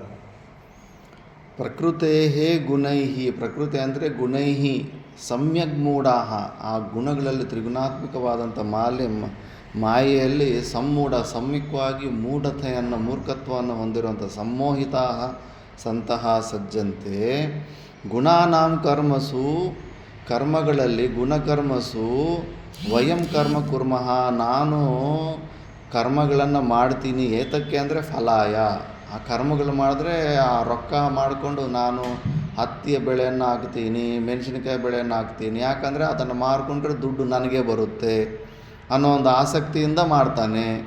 ತಾನ್ ಕರ್ಮಸಂಗಿನಃ, ಅಂಥ ಕರ್ಮಸಂಗಿಗಳಿಗೆ ಅಕೃಷ್ಣವಿದ್ದಂದರೆ ಮಂದಬುದ್ಧಿ ಅಂತ, ಅಕೃಷ್ಣವಿದ್ದಂದರೆ ಮಂದಬುದ್ಧಿ ಆದಂಥವನಿಗೆ ಕರ್ಮಫಲ ಮಾತ್ರ ದರ್ಶಿನಃ, ಕರ್ಮದ ಫಲವನ್ನು ಮಾತ್ರ ನೋಡೇ ಪ್ರವೃತ್ತಿ ಆಗುವಂಥ ತತ್ವ ಇರೋವನು. ಫ್ರೀಯಾಗಿ ಕೆಲಸ ಮಾಡೋಂದರೆ ಅವನಿಗೆ ಒಂದು ಹೆಜ್ಜೆನೂ ಮಾಡೋಕ್ಕಾಗೋದಿಲ್ಲ, ಒಂದು ಚೂರು ಕೆಲಸ ಮಾಡೋದಿಲ್ಲ. ನನಗೇನಾದರೂ ಸಿಕ್ಕಿದ್ರೇ ನಾನು ಏನಾದರೂ ಕೆಲಸ ಮಾಡ್ತೀನಿ ಅನ್ನೋವಂಥ ಸ್ವಾರ್ಥ ಬುದ್ಧಿ ಇರುವಂಥವನು ಕರ್ಮಸಂಗಿ. ಮಂದ ಪ್ರಜ್ಞಾನ್ ಕೃಷ್ಣವಿದ್ ಅಂದರೆ ವಿದ್ವಾನ್ ಆಗಿರೋ ಅಂಥವನು. ಕೃಷ್ಣವಿದ್ ಅಂದರೆ ಆತ್ಮವಿತ್ ಅಂತ, ಆತ್ಮಜ್ಞಾನ ಇರೋ ಅಂಥವನು. ಸ್ವಯಂನ ವಿಚಾಲಯೇತ್, ಅವನನ್ನು ಭೇದ ಬುದ್ಧಿಯಿಂದ ಅವನು ಕೆಪ್ಯಾಸಿಟಿ ತಿಳ್ಕೊಳ್ದಿರೋ ಸುಮ್ಮನೆ ಅವನು ಮಾಡ್ತಾ ಇರೋ ಕೆಲಸನ ನೀನು ಈ ಶುಷ್ಕ ವೇದಾಂತನ ಹೇಳಿಬಿಟ್ಟು ಬಿಡಿಸ್ಬೇಡ. ಇನ್ನು ಅಂಥವನು ಯಾಕಂದರೆ ಅವನು ಮತ್ತೆ ಆ ಕಡೆ ಕರ್ಮದ ಫಲನೂ ಸಿಗದಿರಿ, ಇಲ್ಲಿ ಜ್ಞಾನಕ್ಕೆ ಅಧಿಕಾರತ್ವವಿಲ್ಲದೆ ಈ ಜ್ಞಾನನೂ ಸಿಗದೆ ಕರ್ಮಫಲನೂ ಸಿಗದೆ ಉಭಯತಃ ಭ್ರಷ್ಟನಾಗ್ಬಿಡ್ತಾನೆ, ಅವನ ಜೀವನನೇ ಹಾಳಾಗ್ಬಿಡುತ್ತೆ. ಅದಕ್ಕೆ ಆತ್ಮವಿತ್ತ ಆದವನು ಅಂಥವನಿಗೆ ನೀನು ಬುದ್ಧಿಭೇದನ ಮಾಡಬಾರ್ದು. ನೀನಿನ್ನೂ ಅವನಿಗೆ ಕರ್ಮದ ಫಲಗಳಲ್ಲಿ ರಿಸಲ್ಟಲ್ಲೇ ಹೆಚ್ಚು ಫಲಾಸಕ್ತಿ ಇರೋವಂಥವ್ರಿಗೆ, ಬಾಪ ನಿನಗೇನು ಬೇಕು, ನಿನಗೆ 10 ಕೋಟಿ ಬೇಕಾ, ಬಾ ನೋಡು ಭಗವದ್ಗೀತೆಯಲ್ಲಿ ಪಾರಾಯಣ ಲಾಸ್ಟ್ರಲ್ಲಿ ಗೀತಾ ಮಾಹಾತ್ಮ್ಯದಲ್ಲಿದೆ ನೋಡು, ಏನು ಬೇಕೆಲ್ಲ ನಿನಗೆ ಕೇವಲ ಭಗವದ್ಗೀತೆ ಪಾರಾಯಣ ಮಾಡಿದ್ರೆ ನಿನಗೆ ಬ್ರಹ್ಮಲೋಕ, ವೈಕುಂಠ ಲೋಕ,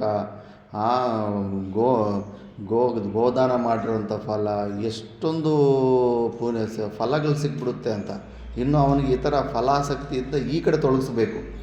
ಬಾ ನಿನಗೆ ಬೇಕಲ್ಲ 10 ಕೋಟಿ, ಏನು ನಿನಗೆ 1000 ಕೋಟಿಗಿಂತ ಹೆಚ್ಚು ದೊಡ್ಡ ಪುಣ್ಯ ಸಿಕ್ಬಿಡುತ್ತೆ, ಅದು ನೀನು ಎಲ್ಲಿ ಹೋದ್ರೂ ಕೂಡ ನೀನು ಹಿಂದ್ಗಡೆ ಬರುತ್ತೆ ಅಂದ್ಬಿಟ್ಟು ಅವನಿನ್ನೂ ಪ್ರೇರಣೆ ಮಾಡಿಸ್ಬಿಟ್ಟು ಅವನ ಕೈಲಿ ಇನ್ನೂ ಒಳ್ಳೆ ಕೆಲಸಗಳು ಮಾಡಿಸ್ಬೇಕು. ಮತ್ತು ಅದೇನು ಸುಳ್ಳು ಅಲ್ಲ, ಅದು ಅವನು ನಿಜವಾಗ್ಲೂ ಆ ಕೆಲಸ ಮಾಡಿದ್ರೆ ಅವನಿಗೆ ಅಷ್ಟು ಉನ್ನತವಾದಂಥ ಪುಣ್ಯ ಫಲ ಸಿಗುತ್ತೆ. ಅದು ಬಿಟ್ಟುಬಿಟ್ಟು ಅವನ ಅಧಿಕಾರಿನೇ ಅಲ್ಲ, ಪ್ರಪಂಚ ಇದೇನು ಮಿಥ್ಯ, ವೇದಗಳು ಕೂಡ ಅವಿದ್ಯೆ ಫೀಲ್ಡಲ್ಲೇ ಇದೆ, ಇದರಿಂದ ಕೂಡ ನಿನಗೇನು ಸಿಗೋದಿಲ್ಲ ಅಂದ್ಬಿಟ್ಟು ಎಲ್ಲ ಮಾಡೋ ಕೆಲಸಗಳನ್ನು ಬಿಡಿಸ್ಬಿಟ್ಟು ಅವನನ್ನು ಸೋಂಬೇರಿ ಥರ ಮಾಡಿಬಿಟ್ಟು ಅವನ ಜೀವನನ ಹಾಳು ಮಾಡಿಬಿಟ್ಟು ಈ ಥರ ಮಾಡಬಾರ್ದು ಜ್ಞಾನಿಗಳಾದಂಥವ್ರಿಗೆ. ಅದರಲ್ಲೇ ಅವ್ರಿಗೆ ಯಾವುದು ಫಲಾಸಕ್ತಿದಲ್ಲಿ ಆಸಕ್ತಿ ಇದೆಯಲ್ಲ, ಆ ಫಲಾಸಕ್ತಿನ ನೋಡಿ ಒಳ್ಳೆಯ ಕೆಲಸಗಳನ್ನು ಮಾಡಿಸ್ಬೇಕು, ಪುಣ್ಯ ಕರ್ಮಗಳನ್ನು ಮಾಡಿಸ್ಬಿಟ್ಟು ಅವರ ಅಂತಃಕರಣ ಶುದ್ಧಿಗೆ ಅನುಕೂಲವಾಗಿ ಮೋಕ್ಷವನ್ನು ಹೊಂದೋ ಥರ ಅವ್ರಿಗೂ ಕೂಡ ನೀನು ಅನುಕೂಲ ಮಾಡಬೇಕು. ಅದಕ್ಕೆ ಬುದ್ಧಿಭೇದ ಕರಣಂ ಏವ ಚಾಲನಂ ತದ್ನಾ ಕುರ್ಯಾದಿತ್ಯರ್ಥಃ, ಅಂಥದ್ದೊಂದು ಕೆಲಸ ಮಾಡಬೇಡ ಅಂತ. ಇವಾಗ ಮತ್ತೆ ಅರ್ಜುನನಿಗೊಂದು ಡೌಟ್ ಬರುತ್ತೆ, ಈಗ ಪೂರ್ವ ಜನ್ಮದಲ್ಲಿ ನಾವು ಮಾಡಿರೋ ಪುಣ್ಯ ಪಾಪ ಕರ್ಮಗಳಿಂದ ಇವಾಗ ನಮಗೆ ಮನಸ್ಸು ಒಂದು ಉತ್ಪನ್ನ ಆಗಿದೆ. ಒಬ್ಬೊಬ್ಬಂದು ಒಂದೊಂದು ಮನಸ್ಸು, ಒಬ್ಬನ ಸ್ವಭಾವ ಇನ್ನೊಬ್ಬನಿಗೆ ಇಷ್ಟ ಆಗೋದಿಲ್ಲ. ಯಾರು ಇಬ್ಬರು ಒಳ್ಳೆ ಫ್ರೆಂಡ್ಸ್ ಅಂತೇಳಿ ಇಬ್ಬರನ್ನ ಒಂದು ರೂಮಲ್ಲಿ ಆಗ್ಬಿಡು 1 ವಾರಕ್ಕೆ ಜಗಳ ಆಡ್ಬಿಡ್ತಾರೆ. ಇವನ ಮೇಲೆ ಅವನು ಚಾಡಿ ಹೇಳ್ತಾನೆ, ಅವನ ಮೇಲೆ ಇವನು ಚಾಡಿ ಹೇಳ್ತಾನೆ, ಒಬ್ರಿಗೊಬ್ರು ಇಷ್ಟ ಆಗೋದೇ ಇಲ್ಲ. ಒಬ್ಬರು ಆ್ಯಕ್ಷನ್ಗಳು, ಸ್ವರೂಪಗಳು ಎಲ್ಲ ಇದು ಪ್ರತ್ಯೇಕವಾಗಿರುತ್ತೆ. ಅದು ಯಾಕೆ ಹಂಗಿದಾವೆ ಅಂದರೆ ಪೂರ್ವಜನ್ಮದಲ್ಲಿ ಅವ್ರವ್ರ ಸ್ವಭಾವಗಳು ಬೇರೆ, ಅವ್ರು ಮಾಡ್ಕೊಂಡಿರೋಂಥ ಪುಣ್ಯ ಪಾಪ ಕರ್ಮಗಳು ಕೂಡ ಬೇರೆ. ಈಗ ಪೂರ್ವಜನ್ಮದಲ್ಲಿ ಮಾಡಿರೋ ಕೆಲಸದಿಂದಲೇ ಈ ಜನ್ಮದಲ್ಲೂ ಗಾಡಿ ಚಕ್ರ ಅದೇ ಥರ ನಡೀತಾ ಇದೆ.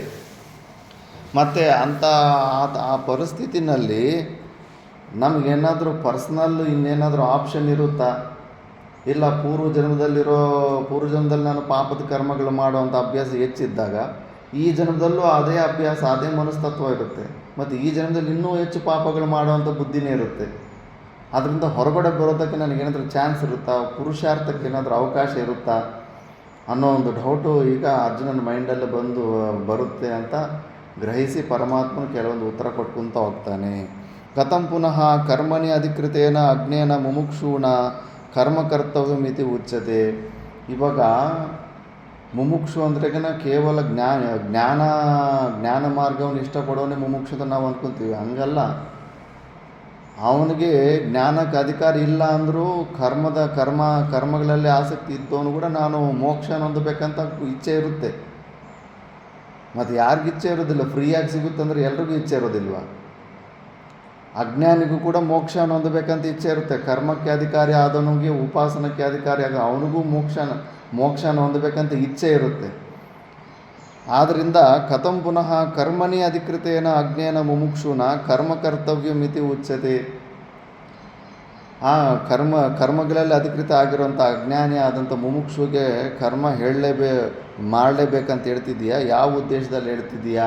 ಹೇಗೆ ಮಾಡಬೇಕು ಅವನು? ಮತ್ತೆ ಅವನಿಗೇನೋ ಜ್ಞಾನದ ಮಾತು ಜೀರ್ಣ ಆಗ್ತಾಯಿಲ್ಲ, ಅರ್ಥ ಆಗ್ತಾಯಿಲ್ಲ. ಉಪಾಸನೆ ಭಕ್ತಿ ಮಾಡೋದು ಕೂಡ ಹೆಂಗೆ ಅಂತ ಸರಿಯಾಗಿ ಗೊತ್ತಿಲ್ಲ. ಅವನು ಗೊತ್ತಿರೋದು ಕೆಲಸ ಮಾಡೋದು, ಸೇವೆ ಮಾಡೋದೊಂದು ಗೊತ್ತಿದೆ. ಮತ್ತು ಅವನು ಮತ್ತು ಮೋಕ್ಷವನ್ನು ಹೊಂದಬೇಕನ್ನೋ ಇಚ್ಛೆನೂ ಇದೆ ಅವನಿಗೆ. ಮತ್ತು ನೀವೇನೋ ಲೆಕ್ಕದಲ್ಲಿ ಏನು ಸುಮ್ಮನೆ ಸ್ಕೂಲ್ಗೆ ಹೋಗಿ ಸ್ವಲ್ಪ 4-5 ಅಕ್ಷರ ಕಲ್ತ್ಕೊಂಡವರು ನೀವು ಮಾತ್ರನೇ ಮೋಕ್ಷನ ಬಂದುಬಿಡ್ತೀರಾ? ಮಿಕ್ಕಿದವರೆಲ್ಲ ಕೂಲಿ ಕೆಲಸ ಮಾಡಿದ್ರು ನಮಗೆ ಮೋಕ್ಷ ಸಿಗೋದಿಲ್ವಾ? ಈ ಪ್ರಶ್ನೆ ಕೇಳೋದಿಲ್ವ ಎಲ್ಲರೂ? ನಿಮಗೆ ಮಾತ್ರನೇ ಮೋಕ್ಷ ಸಿಗ್ಬಿಡುತ್ತಾ ಪುಸ್ತಕಗಳು ಓದ್ಕೊಂಡು 4-5 ಅಕ್ಷರಗಳು ಓದಿರೋರಂತ? ಇಲ್ಲ, ಅವನು ಕೂಡ ಮೋಕ್ಷ ಸಿಗುತ್ತೆ. ಹೇಗೆ ಅಂದರೆ ಈಗ ನಾನು ಹೇಳ್ದಂಗೆ ಮಾಡಿದ್ರೆ ಅಂತ. ಮಯಿ ಸರ್ವಾಣಿ ಕರ್ಮಾಣಿ ಸನ್ಯಸ್ಯಾಧ್ಯಾತ್ಮಚೇತಸ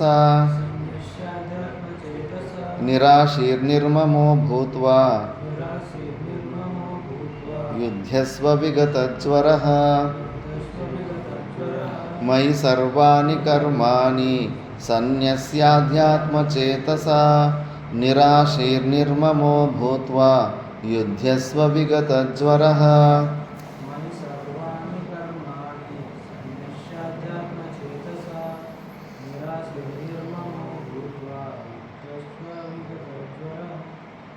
ಮಯಿ ಸರ್ವಾಣಿ ಕರ್ಮಾಣಿ ಸನ್ಯಸ್ಯಾಧ್ಯಾತ್ಮಚೇತಸ ನಿರಾಶೀ ನಿರ್ಮಮೋ ಭೂತ್ವಾ ಯುಧ್ಯಸ್ವ ವಿಗತಜ್ವರಃ. ಅಧ್ಯಾತ್ಮಚೇತಸ ಸರ್ವಾಣಿ ಕರ್ಮಾಣಿ ಅಂದರೆ ಮಂದಬುದ್ಧಿ ಆದರೂ ಪರವಾಗಿಲ್ಲ, ಮೋಕ್ಷವನ್ನು ಹೊಂದಬೇಕು ಅನ್ನೋ ಇಚ್ಛೆ ಇರೋಂಥವನು ಸರ್ವಾಣಿ ಕರ್ಮಾಣಿ ಎಲ್ಲ ಕರ್ಮಗಳನ್ನು ನನ್ನಲ್ಲಿ ಸಮರ್ಪಣೆ ಮಯಿ ಸನ್ಯಸ್ಯ ನನ್ನಲ್ಲಿ ಸಮರ್ಪಣೆ ಮಾಡಿ ನಿರಾಶೀಹಿ ಅಂದರೆ ಯಾವುದೇ ಪ್ರಕಾರದ ಇಚ್ಛೆ ಇಲ್ಲದಿರ, ನಿರ್ಮಮೋಹೋ ಯಾವುದೇ ಪ್ರಕಾರದ ಅಹಮ್ಮಮ ಭಾವಗಳಿಲ್ಲದಿರ, ವಿಗತಜ್ವರ ಶೋಕ ಮೋಹಗಳು ಏನು ವಿಲಾಪ ಮಾಡ್ಕೊಳ್ದಿರ, ಭೂತ್ವಾ ಯುದ್ಧಸ್ವ ಅಂದರೆ ಯಾರು ಈ ಥರ ಮಾಡ್ತಾರೋ ಕರ್ಮಗಳು ಅವರಿಗೆ ತಪ್ಪದಿರ ಮೋಕ್ಷ ಸಿಗುತ್ತೆ. ಮಂದಬುದ್ಧಿನೇ, ಜ್ಞಾನದ ಮಾತು ಅರ್ಥ ಆಗ್ತಾ ಇಲ್ಲ. ಅವನು ಗೊತ್ತಿರೋದು ಕಸ ಹೊಡೆಯೋದು, ಪಾತ್ರೆ ತೊಳೆಯೋದು, ಗಿಡಕ್ಕೆ ನೀರಿಡೋದು, ಹೊಲ ಗದ್ದೆಯಲ್ಲಿ ಕೆಲಸ ಮಾಡೋದು, ಇಷ್ಟೇ ಗೊತ್ತಿರೋದು. ನಿನಗಿಷ್ಟೇ ಗೊತ್ತಿದ್ದರೂ ಕೂಡ ನೀನು ಏನು ಮಾಡು, ಸ್ವಾರ್ಥಕ್ಕೆ ಕೊಡಬೇಡ. ಈಶ್ವರನ ಸಲುವಾಗಿ ನಾನು ಮಾಡ್ತಾಯಿದ್ದೀನಿ ಅಂದ್ಬಿಟ್ಟು ಮಾಡೋ ಪ್ರತಿಯೊಂದು ಕರ್ಮ ಭಗವಂತನಿಗೆ ಸಮರ್ಪಣೆ ಮಾಡಿಬಿಡು. ನಿರಾಶೆ, ಮತ್ತೆ ಇನ್ನೇನು ಬೇರೆ ಇಚ್ಛೆ ಇಟ್ಕೊಳಕ್ಕೆ ಹೋಗಬೇಡ. ಪರಮಾತ್ಮ ಬಿಟ್ಟರೆ ನನಗಿನ್ನೇನು ಬೇಡ. ಆ ಪರಮಾತ್ಮ ಹೆಂಗಿದ್ದಾನೆ ಅನ್ನೋ ವಿಷಯ ನಿನಗೆ ಗೊತ್ತಿಲ್ಲ. ಸಗುಣ ಸಾಕಾರ ರೂಪದ ಕೃಷ್ಣ ಪರಮಾತ್ಮನ ಯಾವುದೋ ಒಂದು ಇಷ್ಟ ದೇವತೆ, ಅವರ ಚರಿತ್ರೆ ಪುರಾಣಗಳಲ್ಲಿ ಅಲ್ಲಿ ಇಲ್ಲಿ ಓದಿ ಆ ಗುಣಗಳನ್ನೇ ಚಿಂತನೆ ಮಾಡ್ತಾಯಿದ್ರು. ಬಟ್ ಕರ್ಮಗಳು ಈ ಥರ ಈಶ್ವರ ನಿಮಿತ್ತದಿಂದ ನೀನು ಕರ್ಮಗಳು ಮಾಡ್ತಾಯಿದ್ರು. ನಿರಾಶೆ, ಆಸೆ ಯಾವುದರಲ್ಲೂ ಆಸೆ ಇಟ್ಕೋಬಾರ್ದು. ಆಸೆಯೇ ಮಹಾಪಾಶ, ಯಮಪಾಶ ಅಂತಾರೆ. ನಿರ್ಮಮೋ ಅಂದರೆ ಈಗ ಮಮಕಾರಗಳಿರಬಾರ್ದು, ಉಪಲಕ್ಷಣದಿಂದ ಅಹಂಕಾರ ಕೂಡ ಇರಬಾರ್ದು. ನಾನು ನನ್ನದು ಅನ್ನೋ ಭಾವನೆ ಎಲ್ಲಿದ್ದೀರ. ಕೇವಲ ನಮ್ಮ ಆಶ್ರಮದಲ್ಲೇ ನಾನು ಸೇವೆ ಮಾಡ್ತೀನಿ, ಬೇರೆಯವರ ಆಶ್ರಮದಲ್ಲಿ ಮಾಡೋದಿಲ್ಲ ಅಂದರೆ ಇಲ್ಲ. ನಮ್ಮ ಆಶ್ರಮದಲ್ಲಿ ಹಸು ಬಂದರೆ ಉಳ್ಳು ತಿನ್ನಿಸ್ತೀನಿ, ಬೇರೆ ಆಶ್ರಮದ ಹಸು ಬಂದರೆ ಕಟ್ಟಿಗೆ ತೊಗೊಂಡು ಓಡಿಸ್ತೀನಿ. ಇವೆಲ್ಲ ನಾಟಕಗಳು. ಅಂಥ ಸೇವೆ ಭಗವಂತನಿಗೆ ಇಚ್ಛೆ ಆಗೋದಿಲ್ಲ. ಅದೆಲ್ಲ ಸ್ವಾರ್ಥ ಬುದ್ಧಿಗಳಿರುವಂಥವು. ನನ್ನದು ನಿನ್ನದು, ನಮ್ಮ ಆಶ್ರಮ ಭಕ್ತರು ನಿಮ್ಮ ಆಶ್ರಮ ಭಕ್ತರು, ಇವೆಲ್ಲ ಅಜ್ಞಾನದ ಮಾತುಗಳು. ಅವೆಲ್ಲ ಬಿಟ್ಟುಬಿಡಬೇಕು. ಎಲ್ಲವೂ ಪರಮಾತ್ಮನದೇ. ಎಲ್ಲರೂ ವಸುದೈವೈಕ ಕುಟುಂಬಂ ಅಂತ ಸನಾತನ ಧರ್ಮ ಹೇಳೋದು. ಆ ಭಾವನೆ ಎಷ್ಟು ಕಷ್ಟ ಗೊತ್ತಾ. ಇಲ್ಲೇ ನಮ್ಮ ಭಕ್ತರಿಗೆ ಉರುಕುಂದ ಇರೋನೋಗೋ ಭಕ್ತರು, ನಮ್ಮ ಭಕ್ತರೆಲ್ಲ ಗೇಟ್ ಮುಚ್ಚಿಬಿಡಬೇಕು. ಅವ್ರು ಇಲ್ಲಿ ಬರಬಾರ್ದು, ಇಲ್ಲಿ ಬಾತ್ರೂಮು ಬಳಸ್ಕೋಬಾರ್ದು, ಇಲ್ಲಿ ಊಟನ ತಿನ್ನಬಾರ್ದು, ಅವ್ರು ಅಲ್ಲಿಗೆ ಹೋಗಬೇಕು. ಏನು ಬುದ್ಧಿ ಇದು ಸ್ವಾರ್ಥ, ಮಹಾಸ್ವಾರ್ಥ ಬುದ್ಧಿ. ಆ ಭಕ್ತರು ಬೇರೆ, ನಮ್ಮ ಭಕ್ತರು ಬೇರೆ ಅಂದ್ಕೊಂಡ್ರೆ ಇಂಥ ಸ್ಥಿತಿ ಬರೋದಿಲ್ಲ, ಮೋಕ್ಷ ಸಿಗೋದಿಲ್ಲ ನಿಮಗೆ. ಈ ಸ್ವಾರ್ಥದಲ್ಲಿ ಅಹಮ್ಮಮ ಅದಕ್ಕೆ ನಿರ್ಮಮೋ ಭೂತ್ವ, ಅಹಮ್ಮಮ ಭಾವಗಳನ್ನು ಬಿಟ್ಟು ನೀನು ವಿಗತ ಜ್ವರ ಯುದ್ಧಸ್ವ. ವಿಗತ ಜ್ವರ ಅಂದರೆ ಶೋಕರಹಿತನಾಗಿ. ಕೆಲವರು ಏನೋ ಎಲ್ಲ ಬಿಟ್ಟು ಈಶ್ವರನ ಬುದ್ಧಿಯಿಂದ ಮಾಡ್ತಾ ಇರ್ತಾರೆ, ತುಂಬ ನೊಂದುಕೊಂಡು ಮಾಡ್ತಾ ಇರ್ತಾರೆ. ಯಾವುದಾದ್ರದ್ದು ಸೇವೆ ಮಾಡಿ ಅಯ್ಯೋ ಮಾಡಬೇಕಲ್ಲಪ್ಪ ಅಂತ ಬಲವಂತವಾಗಿ ಮಾಡ್ದಂಗೆ ಮಾಡ್ತಾ ಇರ್ತಾರೆ. ಅದು ರಿಸಲ್ಟ್ ಸಿಗಲ್ಲ, ಅಂತಃಕರಣ ಶುದ್ಧಿಗೆ ಕೆಲಸ ಆಗೋದಿಲ್ಲ. ಮಾಡೋದನ್ನು ಈಶ್ವರಾರ್ಪಣ ಬುದ್ಧಿಯಿಂದ, ಉತ್ಸಾಹದಿಂದ, ಪ್ರೀತಿಯಿಂದ ಮಾಡಬೇಕು. ಮಾಡಿದ್ದಕ್ಕೆ ಆವಾಗ ಏನಾದರೂ ಒಳ್ಳೆ ಪುಣ್ಯಕರ್ಮ ರಿಸಲ್ಟ್ ಬರುತ್ತೆ. ಬಲವಂತವಾಗಿ ಮಾಡಿದ್ರೆ ಅದು ಫಲ ಕೊಡೋದಿಲ್ಲ. ಅದನ್ನೇ ಭಾಷ್ಯದಲ್ಲಿ ನೋಡೋಣ.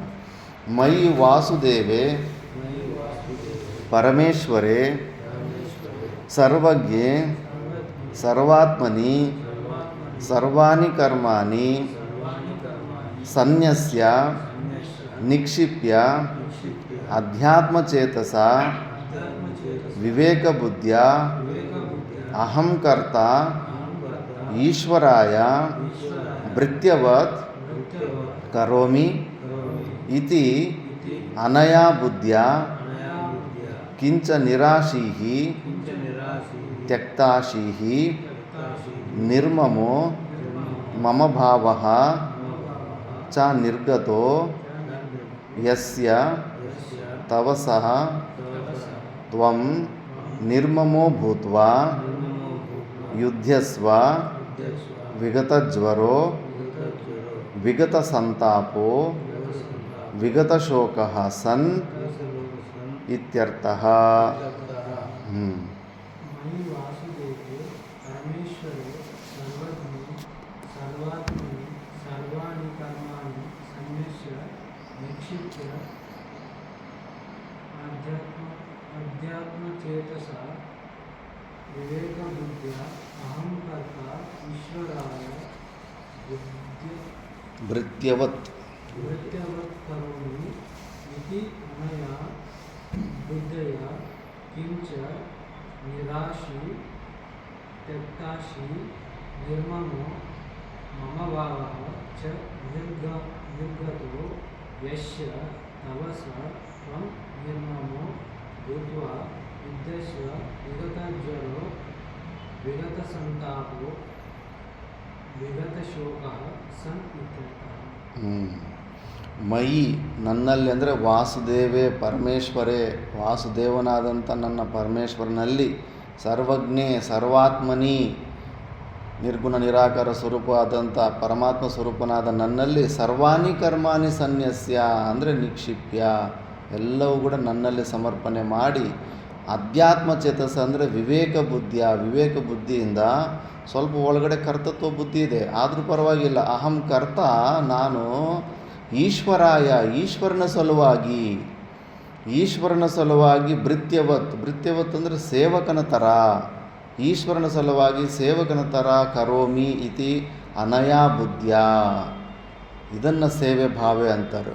ಈಶ್ವರ ನವವಿಧ ಭಕ್ತಿಗಳಲ್ಲಿ ಪಾದ ಸೇವನೆ ಅಂತ ಬರುತ್ತೆ. ಪಾದ ಸೇವನೆ ಸುಮ್ಮನೆ ಮೂರ್ತಿಗಳಿಟ್ಕೊಂಡು ಕೈಕಾಲು ತೊಳೆಯೋದಲ್ಲ, ಮಾಡೋ ಕರ್ಮಗಳನ್ನು ಭಗವಂತನ ಸೇವೆ ಮಾಡ್ತಾ ಇದ್ದೀನಿ ಅಂತ. ಯಾವುದೇ ಕೆಲಸ ಮಾಡಿದ್ರೆ ಭಗವಂತನಿಗೆ ಸೇವೆ ಮಾಡ್ತಾ ಇದ್ದೀನಿ ಅನ್ನೋ ಒಂದು ಭೃತ್ಯ ಭಾವದಿಂದ, ದಾಸ ಭಾವದಿಂದ ಮಾಡಿದ್ರೆ ಅನಯಾ ಬುದ್ಧ್ಯ ಕಿಂಚ ನಿರಾಶೀಹಿ ಮತ್ತು ತ್ಯಕ್ತಾಶೀಹಿ, ಯಾವುದೇ ಪ್ರಕಾರದ ಇನ್ನು ಇಚ್ಛೆಗಳಿಲ್ಲ, ಬೇರೆ ಇಚ್ಛೆಗಳಿಲ್ಲ. ಭಗವಂತನ ಬಿಟ್ಟರೆ ಇನ್ನು ಜೀವನದಲ್ಲಿ ಇನ್ನೇನು ಇಚ್ಛೆನೇ ಇಲ್ಲ. ನಿರ್ಮಮ ಅಂದರೆ ಮಮ ಭಾವ ಚ ನಿರ್ಗತೋ ಯಸ್ಯ ಅಥವಾ ಮಮ ಭಾವವನ್ನು ತೊಡಗಿಸ್ಕೊಡೋ ಅಂಥವ್ರು. ನಮ್ಮೋರು ನಿಮ್ಮೋರು ಅನ್ನೋ ಮತ್ತೆ ಆ ಭೇದ ಬುದ್ಧಿ ಬರಬಾರ್ದು. ನಮ್ಮ ಆಶ್ರಮ ನಿಮ್ಮ ಆಶ್ರಮ, ನಮ್ಮ ಗುರುಗಳು ನಿಮ್ಮ ಗುರುಗಳು, ನಮ್ಮ ಮತ ನಿಮ್ಮ ಮತ, ಇವೆಲ್ಲ ಏನು ಬರಬಾರ್ದು. ಮಾತಾಡ್ಕೊಳ್ಳೋಕ್ಕೆ ಚೆನ್ನಾಗಿರುತ್ತೆ. ನಮ್ಮ ಭಾರತ ದೇಶ, ನಮ್ಮ ತೆಲುಗು ನಾಡು, ನಮ್ಮ ಕನ್ನಡ ನಾಡು ಅಂತ ಹಿಂಗೆಲ್ಲ ಮಾತಾಡ್ಕೊಳ್ಳೋದಕ್ಕೆ. ಬಟ್ ಅವೆಲ್ಲ ಪರಿಚಿನ್ನ ಬುದ್ಧಿಗಳೇ. ನಮ್ಮ ದೇಶ ಬೇರೆಯವ್ರ ದೇಶ ಇವೆಲ್ಲ ಯಾವುದು ಜ್ಞಾನಿಗಳಲ್ಲಿ ಯಾವುದು ಭೇದ ಬುದ್ಧಿ ಇರಬಾರ್ದು. ಎಲ್ಲವೂ ಒಂದೇ. ಎಲ್ಲದರ ಅಧಿಷ್ಠಾನವೂ ನಿರ್ಗುಣ ನಿರಾಕಾರ ಆದಂಥ ಪರಮಾತ್ಮನೇ. ಆ ತತ್ವಕ್ಕೆ ಹೋಗ್ಬೇಕು. ಭೇದ ಬುದ್ಧಿ ಕೂಡ ಬರಬಾರ್ದು. ಪಾಕಿಸ್ತಾನ ಬೇರೆಲ್ಲ, ಇಂಡಿಯಾ ಬೇರೆಲ್ಲ. ಅಂಥ ಸರ್ವಾತ್ಮ ಬುದ್ಧಿ ಬರಬೇಕು. ಮಾತಾಡ್ಕೊಳ್ಳೋಕ್ಕೆ ಚೆನ್ನಾಗಿರುತ್ತೆ, ಬಟ್ ಜ್ಞಾನದ ವಿಷಯದಲ್ಲಿ ಅವೆಲ್ಲ ಆತಂಕಗಳು, ಅವೆಲ್ಲ ಅಡ್ಡಿಗಳವು. ಅದಕ್ಕೆ ನಿರ್ಮಮೋ ಭೂತ್ವ, ಅಲ್ಲಿಗ ಸ್ವರ್ಣಾಶ್ರಮ ಧರ್ಮ ಕ್ಷತ್ರಿಯನಿಗಾದಂಥದ್ದು ಈಗ ಯುದ್ಧ.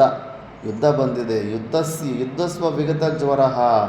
ವಿಗತ ಜ್ವರ ಅಂದರೆ ವಿಗತ ಸಂತಾಪೋ ವಿಗತ ಶೋಕ. ಶೋಕ ಇಲ್ಲದಿರ ಸಂತುಷ್ಟಿಯಿಂದ ಮಾಡು, ಸಂತುಷ್ಟಿಯಿಂದ ನೀನು ಕೆಲಸ ಮಾಡು. ಒಬ್ಬರು ನಾನು ನೋಡಿದೆ ಅಲ್ಲಿ ಬೆಂಗಳೂರು ಹತ್ರದಲ್ಲಿ ಒಂದು ಸತಿ ಟೊಮೊಟೊ ಹಣ್ಣು ಯಾರೋ ರೈತರು ಹಾಕಿದ್ರು.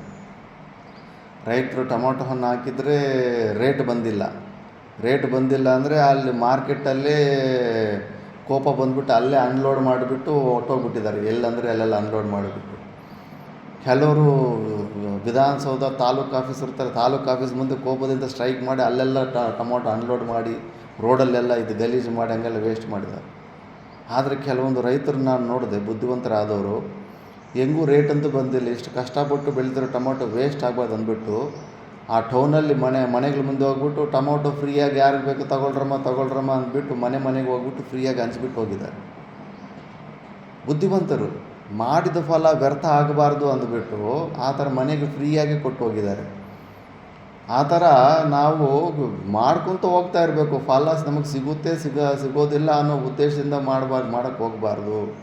ಅದೇ ಥರ ನಾವು ಈ ಮಂದಬುದ್ಧಿ ಇದ್ದರೂ ಕೂಡ ಭಗವಂತನ ಸೇವೆ ಮಾಡ್ತಾ ಇದ್ದೀನಿ ಅನ್ನೋ ಭಾವನೆಯಲ್ಲಿ ಶೋಕ ಇಲ್ಲದ್ರೆ ಮಾಡ್ಕೊತಾ ಇರಬೇಕು. ಭೂದೇವಿ ಯಾವತ್ತೂ ಮೋಸ ಮಾಡೋದಲ್ಲ. ಇವತ್ತು ನಿನಗೆ ಲಾಸ್ ಆಗಿದ್ರೆ ಮತ್ತೆ ಇನ್ನೊಂದು ಸತಿ ಭೂದೇವಿ ವಾಪಸ್ಸು ತಿರುಗಿ ಕೊಟ್ಟುಬಿಡ್ತಾಳೆ ಇನ್ನೊಂದು ಸತಿ ಯಾವತ್ತಾದರೂ.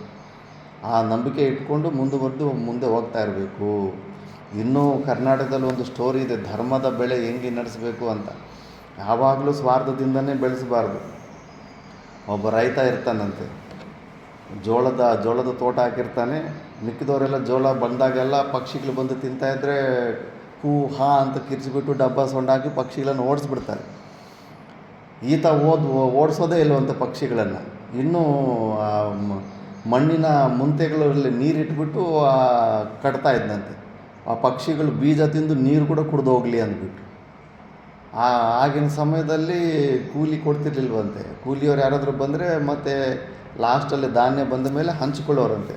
ಕೂಲಿಗೆ ಬಂದವ್ರಿಗೆ ಇಷ್ಟು ಅಂತ.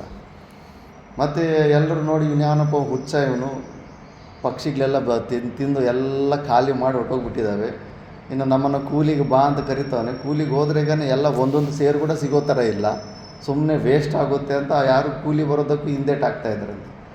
ಆದರೂ ಈತ ತುಂಬ ಧರ್ಮಾತ್ಮ ಮನುಷ್ಯ ಅಂದ್ಬಿಟ್ಟು ಗುರು ಅಂದ್ಬಿಟ್ಟಿದ್ದನು ಮನಸ್ಸೊಳಗಡೆ ನಮಗೆ ಇನ್ನೇನು ಸಿಗೋದಿಲ್ಲ, ಈತನ ಸಂತೋಷಕ್ಕಾದರೂ ಹೋಗೋಣ ಅಂದ್ಬಿಟ್ಟು ಹೋಗ್ತಾರಂತೆ. ಎಲ್ಲ ಪರಿಶ್ರಮ ಮಾಡಿದ್ಮೇಲೆ ಎಲ್ಲ ಇದು ಮಾಡಿದ್ರೆ ಇದನ್ನು ತೂಮ್ ಅಂತಾರಲ್ಲ, ಅಷ್ಟೇ ಆಗಿದೆ. ಎಷ್ಟು ಒಂದು 10 ಎಕರೆಗೂ 1 ಎಕರೆಗೂ ಬರೀ ಒಂದೇ ಒಂದು ತೂಮ್ ಸಿಕ್ಕಿದೆ, ಮಿಕ್ಕಿದ್ದೆಲ್ಲ ಪಕ್ಷಿಗಳು ತಿಂದು ಹೊಟ್ಟೋಗ್ಬಿಟ್ಟಿದ್ದಾವೆ.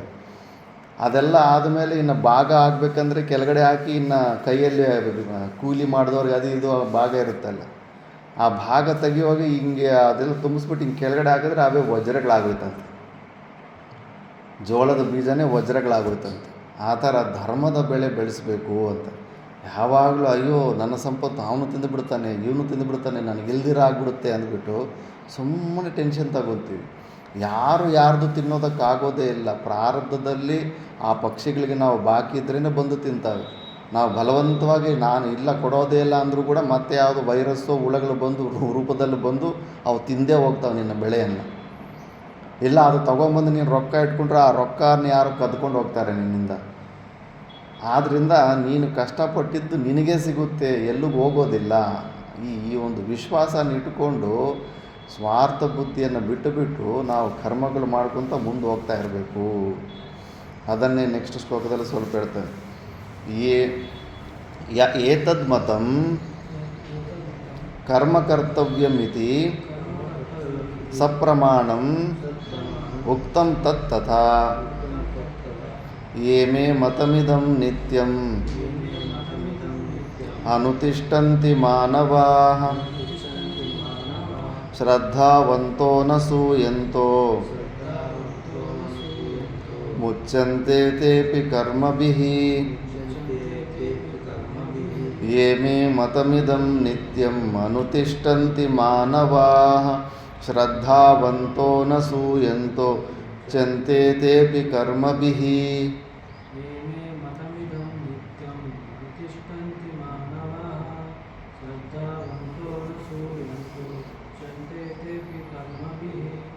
ये मे मतमिदं नित्यम् तिष्ठन्ति मानवाः श्रद्धावन्तो अनसूयन्तो उच्यन्ते तेऽपि कर्मभिः. ಯೇ ಮಾನವಾಹ, ಯಾವ ಮನುಷ್ಯರು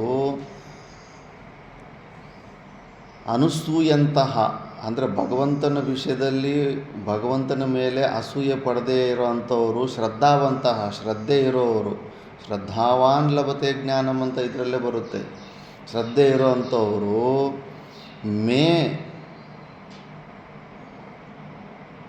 ಮೇ ಮೇ ಇದಂ ಮತಂ, ನನ್ನ ಈ ಒಂದು ಮತ, ನಾನು ಏನು ಉಪದೇಶ ಮಾಡಿದ್ದೀನಲ್ಲ ಈ ಒಂದು ಮತದಲ್ಲಿ ಶ್ರದ್ಧೆ ಇಟ್ಟು ನಿತ್ಯಂ ಅನುತಿಷ್ಠಂತಿ, ಡೈಲಿ ಯಾರು ಈ ಥರ ಕರ್ಮಗಳನ್ನು ಮಾಡ್ತಾರೆ, ತೇ ಅಪಿ ಕರ್ಮಭಿಹಿ ಮುಚ್ಚಂತೆ, ಅವರು ಕೂಡ ಕರ್ಮಗಳಿಂದ ಮುಕ್ತಿ ಅಂದರೆ ಮೋಕ್ಷವನ್ನು ಹೊಂದಿಬಿಡ್ತಾರೆ. ಪರಂಪರೆಯ ಅಂದರೆ ಈ ಥರ ಪರಮಾತ್ಮನು ಹೇಳಿದಂಗೆ ನಿಷ್ಕಾಮ ಕರ್ಮಯೋಗವನ್ನು ಮಾಡ್ಕೊತ ಹೋದರೆ ಅಂತಃಕರಣ ಶುದ್ಧಿ ಬಂದು, ಅಂತಃಕರಣ ಶುದ್ಧಿ ದ್ವಾರ ಜ್ಞಾನ ನಿಷ್ಠೆ ಬಂದು ಮೋಕ್ಷವನ್ನೇ ಹೊಂದಿಬಿಡ್ತಾರೆ ಅಂತ ವಿಶ್ವಾಸ ಇರಬೇಕು. ಮಾತಾ ಮಾಣಿಕೇಶ್ವರಮ್ಮ ಅಲ್ಲೊಂದು 200 ಎಕರೆ ಇತ್ತಂತೆ ಹೊಲ. ಒಂದು ಸತಿ ತೊಗರಿ ಬೆಳೆ ಇಟ್ಟಿದ್ದಾರೆ, ತೊಗರಿ ಹತ್ರ ಕಂದುಲು ಹಾಕಿದ್ರೆ ಸುತ್ತಲೂ ಎಲ್ಲರೂ ಔಷಧಿ ಹೊಡಿತಾ ಇದ್ದಾರೆ. ಅಲ್ಲಿ ಮಾತಾ ಮಾಣಿಕೇಶ್ವರವರು ಅಹಿಂಸೋ ಪರಮ ಧರ್ಮ ಅನ್ನೋದನ್ನು ಹೆಚ್ಚು ಪ್ರಚಾರ ಮಾಡ್ತಾ ಇರ್ತಾರೆ. ಜೀವ ಹಿಂಸೆ ಮಾಡಬಾರ್ದು ಅಂತ. ಅದಕ್ಕೆ ಅಲ್ಲಿ ಸೇವೆ ಮಾಡೋ ಪ್ರಭು ಸ್ವಾಮಿ ಅಂತ ಒಬ್ಬ ಇರ್ತಾನೆ, ಆತನೇ ಒಳ ಗೆದ್ದೆ ಕೆಲಸ ನೋಡ್ಕೊತಾ ಇರ್ತಾನೆ. ಅಮ್ಮ ಎಲ್ಲರೂ ಔಷಧಿ ಹೊಡಿತಾ ಇದ್ದಾರೆ, ಹುಳುಗಳು ಬಿದ್ದಿದ್ದಾವೆ, ನಾವು ಹೊಡಿಬೇಕು ಔಷಧಿ ಅಂದರೆ, ನಾವೇ ಅಹಿಂಸದ ಬಗ್ಗೆ ಮಾತಾಡಿ ನಾವೇ ಈಗ ಔಷಧಿಯಿಂದ ಜೀವ ಹಿಂಸೆ ಮಾಡಿದ್ರೆ ಹೆಂಗಪ್ಪ? ಏನು ಬೇಕಾಗಿಲ್ಲ, ಪಾದಕಗಳದ್ದು ಪೂಜೆ ಮಾಡಿದ್ದು ತೀರ್ಥ ಇರುತ್ತಲ್ಲ ಅದನ್ನು ತಗೊಂಡೋಗಿ ಚೆಲ್ಲಿಬಿಡಿ ಅಂದರೆ.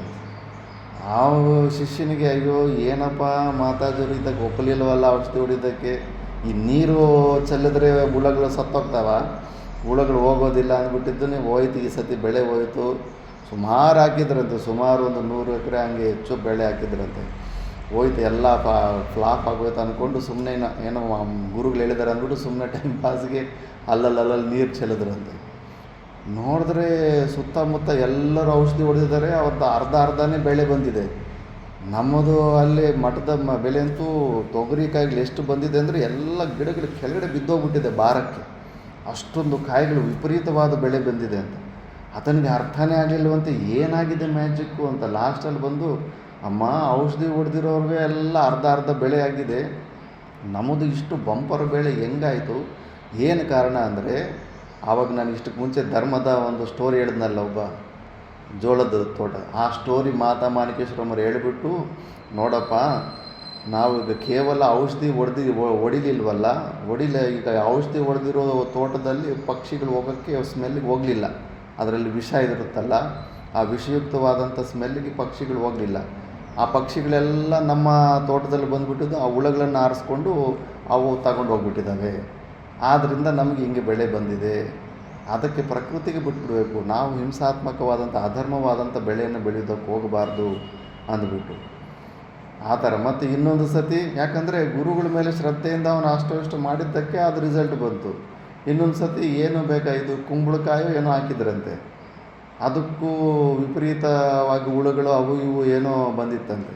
ಆವಾಗ ಏನು ಬೇಕಾಗಿಲ್ಲ, ಸಕ್ಕರೆ ನೀರು ಹಾಕಿ ಅಂದ್ರಂತೆ, ಔಷಧಿ ಹೊಡೆಯೋದೇನು ಬೇಡ ಅಂತ.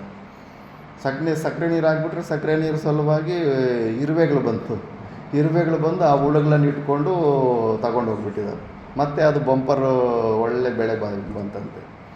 ಅವು ಪೂರ್ವ ಜನ್ಮದಲ್ಲಿ ಜೀವಸ್ಯ ಭೋಜನಂ, ಅವಕ್ಕೆ ಕರ್ಮ ಸಂಬಂಧ ಇರುತ್ತೆ. ಮನುಷ್ಯ ಜನ್ಮ ಹಂಗೆ ಇನ್ನೂ ಒಂದು ಜೀವಿಯನ್ನು ಸಾಯಿಸಿ ತಿನ್ನಬೇಕಂತ ಹೇಳಿಲ್ಲ. ಮಿಕ್ಕಿದ್ದ ಪಶುಗಳಿಗೆ ಜೀವಸ್ಯ ಭೋಜನಂ ಅಂತ ಹೇಳಿದೆ. ಮನುಷ್ಯನಿಗೆ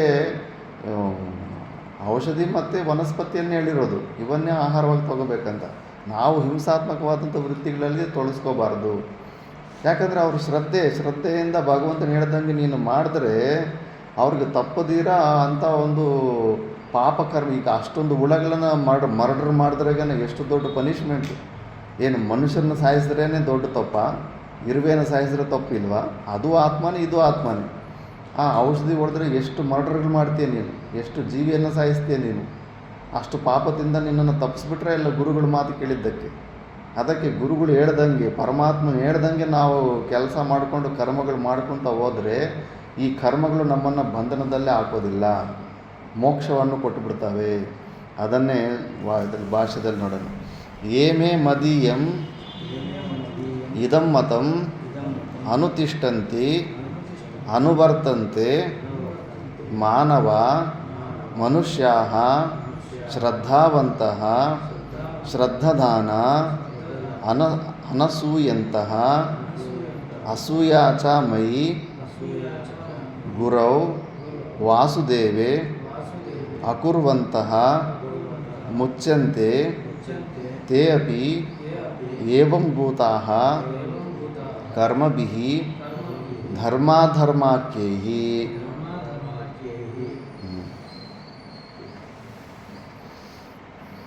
నువ్వే ఏమే మదీయం ఇదం మతం అనుతిష్టంతి అనువర్తంతే మానవాః మనుష్యాః శ్రద్ధావంతః శ్రద్ధాదాన అనుసూయంతః అసూయా చ మయి గురౌ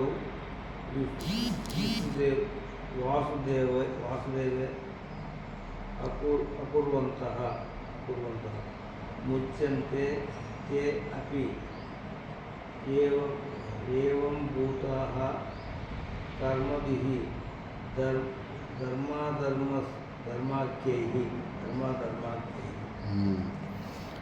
ಏಮೆ ಅಂದರೆ ಮದೀಯಂ ಇದಂ ಮತಂ, ನಾನು ಏನು ಇವಾಗೆಲ್ಲ ನಿಷ್ಕಾಮ ಕರ್ಮಯೋಗನ ಹೇಗೆ ಮಾಡಬೇಕಂತ ಹೇಳಿದ್ದೀನಲ್ಲ, ಈ ಒಂದು ನನ್ನ ಒಂದು ಮತವನ್ನು ಅನುತಿಷ್ಠಂತೆ ಅಂದರೆ ಅನುವರ್ತಂತೆ, ಯಾರು ಫಾಲೋ ಮಾಡ್ತಾರೋ ಮನುಷ್ಯರು, ಶ್ರದ್ಧಾವಂತಹ ಶ್ರದ್ಧದಾನಾಃ ಅನುಸೂಯಂತಹ ಅಸೂಯಾ ಚ ಮಯಿ ಗುರೌ ವಾಸುದೇವೆ ಅಕುರ್ವಂತಹ.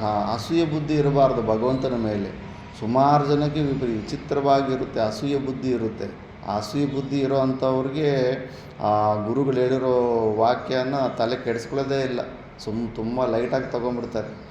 ಇವನ ಮಾತು ಏನು ಕೇಳೋದು ಅಂದ್ಬಿಟ್ಟು ಸುಮ್ಮನೆ ಕೇಳ್ದಂಗೆ ನಾಟಕ ಮಾಡ್ತಾ ಇರ್ತಾರೆ ಅಷ್ಟೇ ಹೊರತು ಅವರು ಮಾಡೋದಿಲ್ಲ. ಒಳಗಡೆ ಅಸೂಯೆಯನ್ನು ಇಟ್ಕೊಂಡಿರ್ತಾರೆ. ಅವರು ಶಿಷ್ಯರ ಥರ ಇರ್ತಾರೆ. ನಾನೇ ನಮಗೂ ಆ ಗುರುಗಳ ಆಶ್ರಮದಲ್ಲೇ ನೋಡಿದ್ದೀನಿ. ಗುರುಗಳ ಹತ್ರನೇ ಸನ್ಯಾಸ ತಗೊಂಡಿರ್ತಾರೆ. ಗುರುಗಳ ಆಶ್ರಮದಲ್ಲೇ ಇರ್ತಾರೆ. ಗುರುಗಳ ಮೇಲೆ ನಿಂದೆ ಮಾಡ್ತಾ ಇರ್ತಾರೆ. ಶಿವ ಅನಿಸುತ್ತೆ, ಏನಪ್ಪ ಇಷ್ಟು ವಿಚಿತ್ರವಾಗಿರುತ್ತೆ ಅಂತ. ಆ ಥರ ಅಸೂಯೆ ಪಡೆದಿರ ಯಾರು ಗುರೌ ವಾಸುದೇವಚ, ಗುರುಗಳ ಮೇಲೇನೂ ಅಸೂಯೆ ಬುದ್ಧಿ ಇರಬಾರ್ದು, ಶ್ರದ್ಧೆ ಇರಬೇಕು. ಯಾರು ಕರ್ಮಗಳು ಮುಚ್ಚಂತೆ ತೇ ಅಪಿ ಏವಂ ಭೂತಾಃ ಕರ್ಮಭಿಃ ಧರ್ಮಾಖ್ಯೈಃ. ಮತ್ತು ಪುಣ್ಯ ಮತ್ತು ಪಾಪ ಕರ್ಮಗಳಿಂದ ಅವರು ಕೂಡ ಮೋಕ್ಷವನ್ನು ಹೊಂದಿಬಿಡ್ತಾರೆ, ಮುಕ್ತರಾಗ್ಬಿಡ್ತಾರೆ ಅಂದ್ಬಿಟ್ಟು ಹೇಳ್ತಾ ಇದೆ. ಮಿಕ್ಕಿದ್ದು ನಾವು ನೆಕ್ಸ್ಟ್ ಕ್ಲಾಸಲ್ಲಿ ನೋಡೋಣ. ಓಂ ಪೂರ್ಣಮದಃ ಪೂರ್ಣಮಿದಂ ಪೂರ್ಣಾತ್ ಪೂರ್ಣಮುದಚ್ಯತೆ ಪೂರ್ಣಸ್ಯ ಪೂರ್ಣಮಾದಾಯ ಪೂರ್ಣಮೇವಾವಶಿಷ್ಯತೆ. ಓಂ ಶಾಂತಿ ಶಾಂತಿ ಶಾಂತಿ.